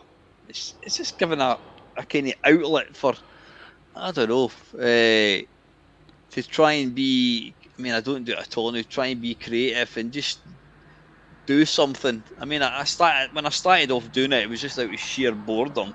And then I realised, oh, this could actually be quite fun. So it's kind of, and it's also got me playing games. I don't really play games unless I'm recording a video. So when I do these Sunday live streams, that's probably pretty much the only time I actually play the things. Oh no, I couldn't do that. I couldn't just save it so that I was only gaming when I'm recording a video. I did go through a phase when I was doing that, but yeah, not now.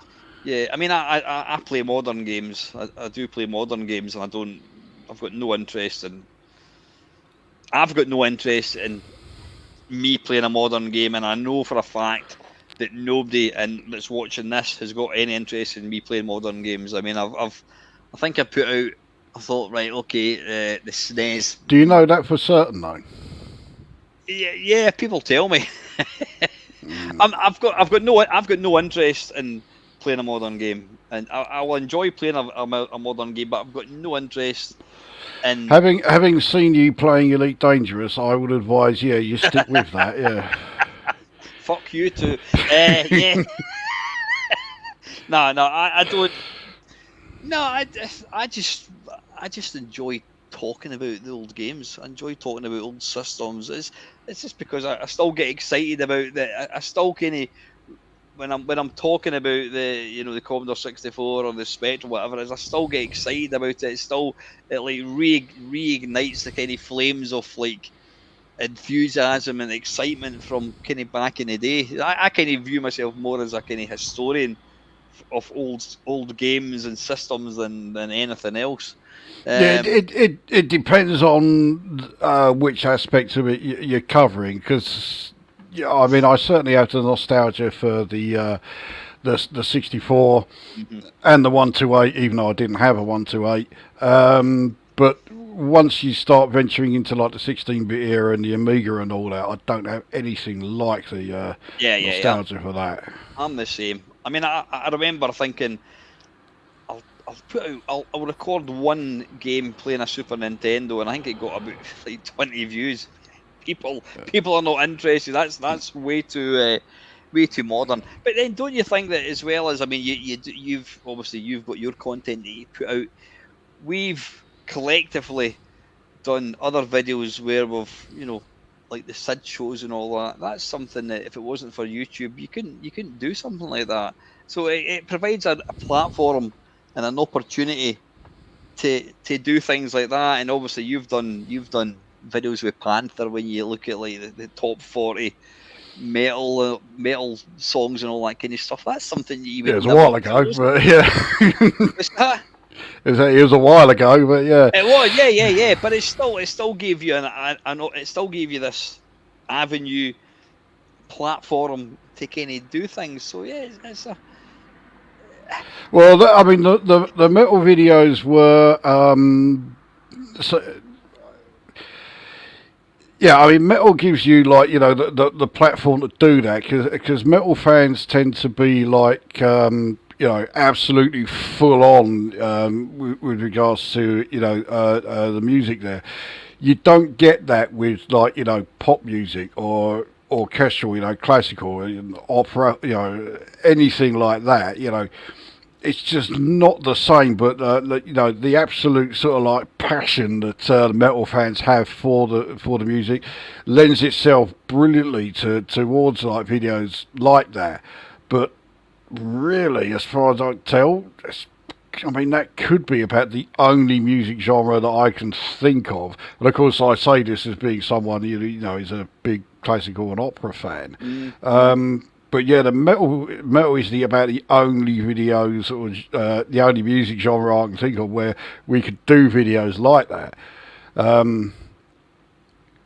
Well, actually, having said all of that, of course, yeah, how many fucking videos did we do about Sid music? So there you go, that fucking kills that statement, doesn't it? Yeah, I think we got 8 out, and then we had Panthers. I think we did about 3 on that one as well. Yeah, so there we go. So we got 11 out of, mind you, with the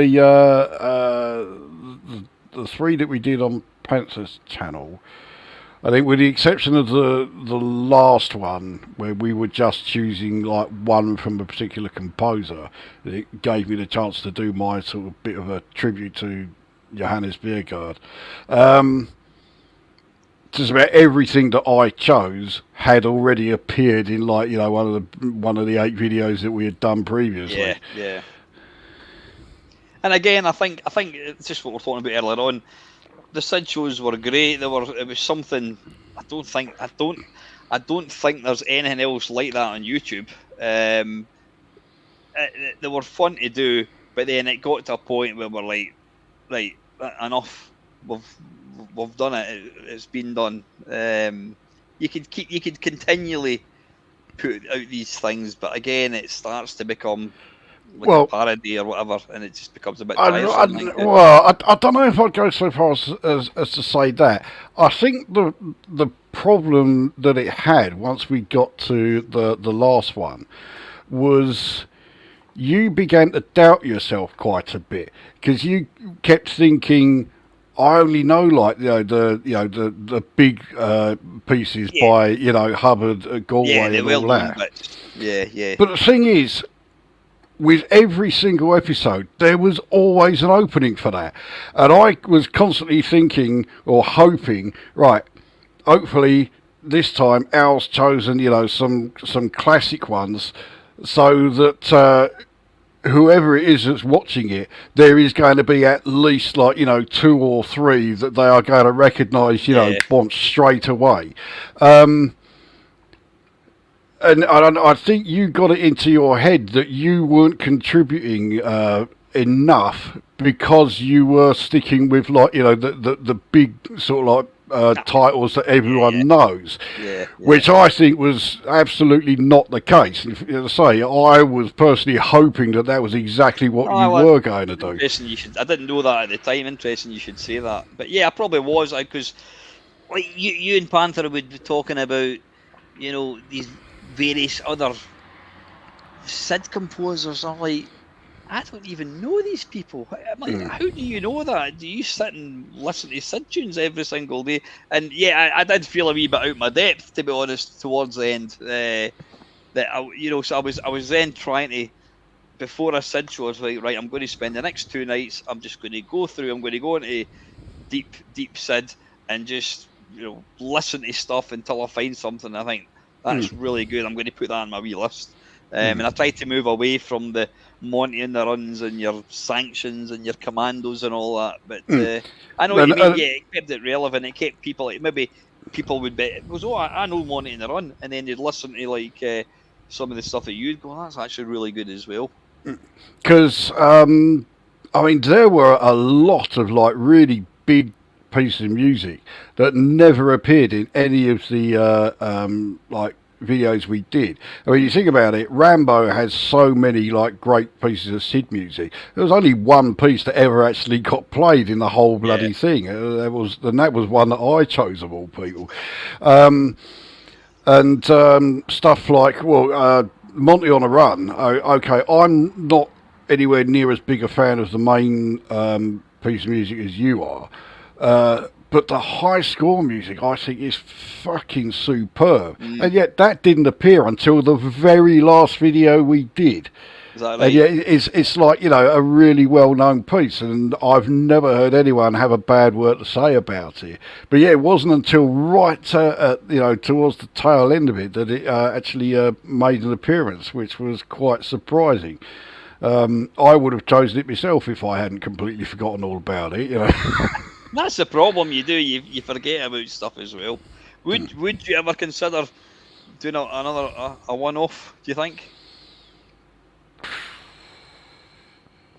I wouldn't rule it out, but I'm not making any promises. We can talk off camera about whether that is something. I know people would love. I mean, yeah, people really enjoyed it. But again, you do it because you want to do something that's entertaining. But ultimately, you need to enjoy it as well. But we can. Well, I was just going to say, right, there's something that Colin Thompson here has written. See, we never did one about Amiga music, and I mean, let's face it. There's plenty of good music on the Amiga, but it didn't have anything like the impact that the Sid had. The Paula chip had its good points, but it was no Sid chip by any stretch. Panther not put out one, and it was PC music. Yeah, that was one that appeared on mine. Yeah, that was done sort of deliberately. It was like, okay, we're going to do something that's not Sid music. Everyone's going to expect it to be Amiga music, so we're going to skip the Amiga completely and go for PC. I mean, the Amiga certainly has it has potential to do a video, not a series, not by any stretch, but certainly do a video on it. But it's say, like every other aspect of the Amiga, even though it's got some good stuff there, I just don't have the nostalgia for it that I do for the. I'm the same. I'm the same. I mean, I sold my Amiga about 6 months ago. It's the C64 is where the kind of nostalgia for me lies. But kind of moving on. I mean, YouTube. It's if you were a budding musician, it's a perfect platform to get your stuff out there completely for free as well, isn't it? Yeah, I mean, I've found some pretty good musicians out there as a result of finding, not just stumbling across them on YouTube. Konstantinos is the prime example there. His music is fucking fantastic, but if it weren't for YouTube, I would have never heard of him. So yeah, it's I mean, he's certainly got his uses. I mean, I think of plenty of reasons to bash YouTube, but I can't deny that it has some. Well, again, it was Dave Connolly. He made a valid point. He says, people constantly bash YouTube and the algorithms and blah blah blah. It only favours big channels. He says, if somebody said to you, if you said to somebody, I would love to be able to make films, whatever, and somebody says to you, listen, I'm going to give you a platform to make videos. You can use your phone, you can use a camera, whatever you want to do. I'm going to give you unlimited bandwidth to upload the films. You're going to be able to have interaction with the viewers. You can do it live. You're going to be able to have interaction with live. If you want to make a bit of money, you can monetize it. You can get, super chats and patrons. You can make money, blah, blah, blah, blah, and it's not going to cost you a single penny. You'd be like, fucking, I'll have some of that. And that's what YouTube does. It gives, it may change. It might well, I mean, I've kind of thought about that before. What happens if YouTube decide one day, right, from now on, we're going to charge you $9.99? And that's one for you. If they said we're going to charge you $9.99 per month to have a channel, would you continue with it? No, I'll get rid of it. Yeah. Without hesitation. I would like to say that, but then I'm thinking, well, I'm kind of going to lose quite a lot, talking to friends and all that kind of stuff. But yeah, but are they going to go down that road? Well, hopefully not, because they make their money on bloody advertising. But I wouldn't be at all surprised if they do eventually go down. Oh yeah, that road. I think it's going to come, isn't it? It is going to come. And the thing is, I've seen a couple of years ago, people were moaning about YouTube, and they were going, "Oh, we're going to move over to some other platform." And I think there is another couple of platforms you can do the same thing, but they're just not as good. They're not. They don't have the same mass market appeal. Yeah, that's what I was going to actually put to you. So you're saying about YouTube offers you all of everything that you went through for free. Well, so does Twitch. So why do you choose YouTube over Twitch? It's because I'm old. Yeah, Twitch is for the young kids. I mean, to be honest, there is a bit of that with me. With me, it's I can't be bothered to learn how to set up a new account. This one's already done, so I'd stick with this.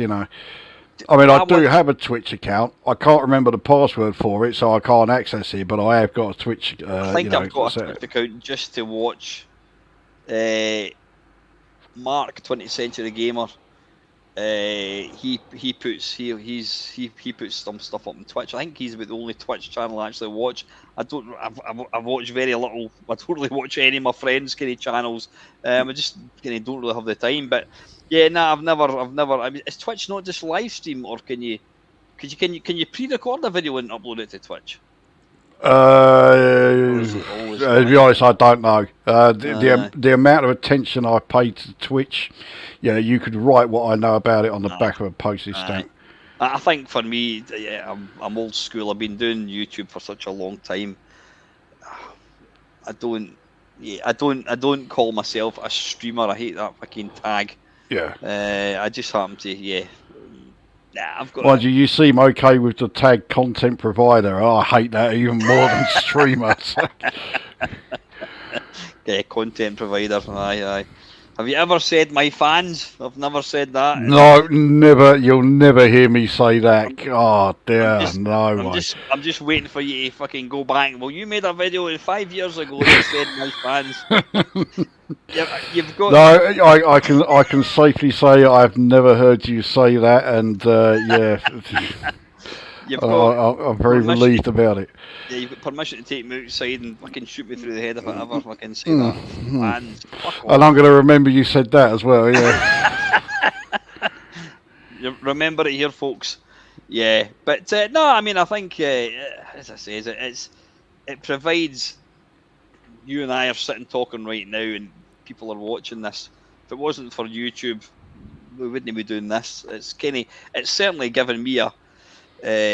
I don't know what's happened over. I'm going to blame COVID, whatever, but I don't really. I still do stuff in real life. I mean, apart from working, I still do stuff, but most of my kind of pals are on YouTube now. So it's just become another outlet. You know what I mean? It's weird. Yeah, I don't socialise in person at all, but it's for different reasons that we don't need to go into. Yeah. But I am more than fine with being on my own. I got no problem with it at all.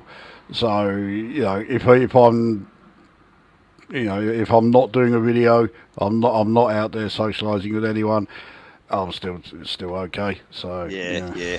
But no, I think it's I like the fact that it provides this platform for me to do what I want to do. I mean, I did a couple of stupid videos where I was pretending I was trying to recreate like the computer program from like 1982, whatever, and that died a death. But it's a free thing for people like me and you just to do shit. It doesn't cost us anything, and dare I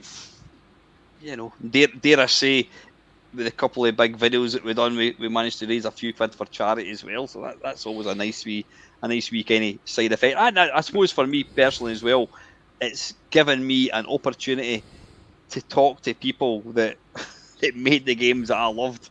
Where else without that? How?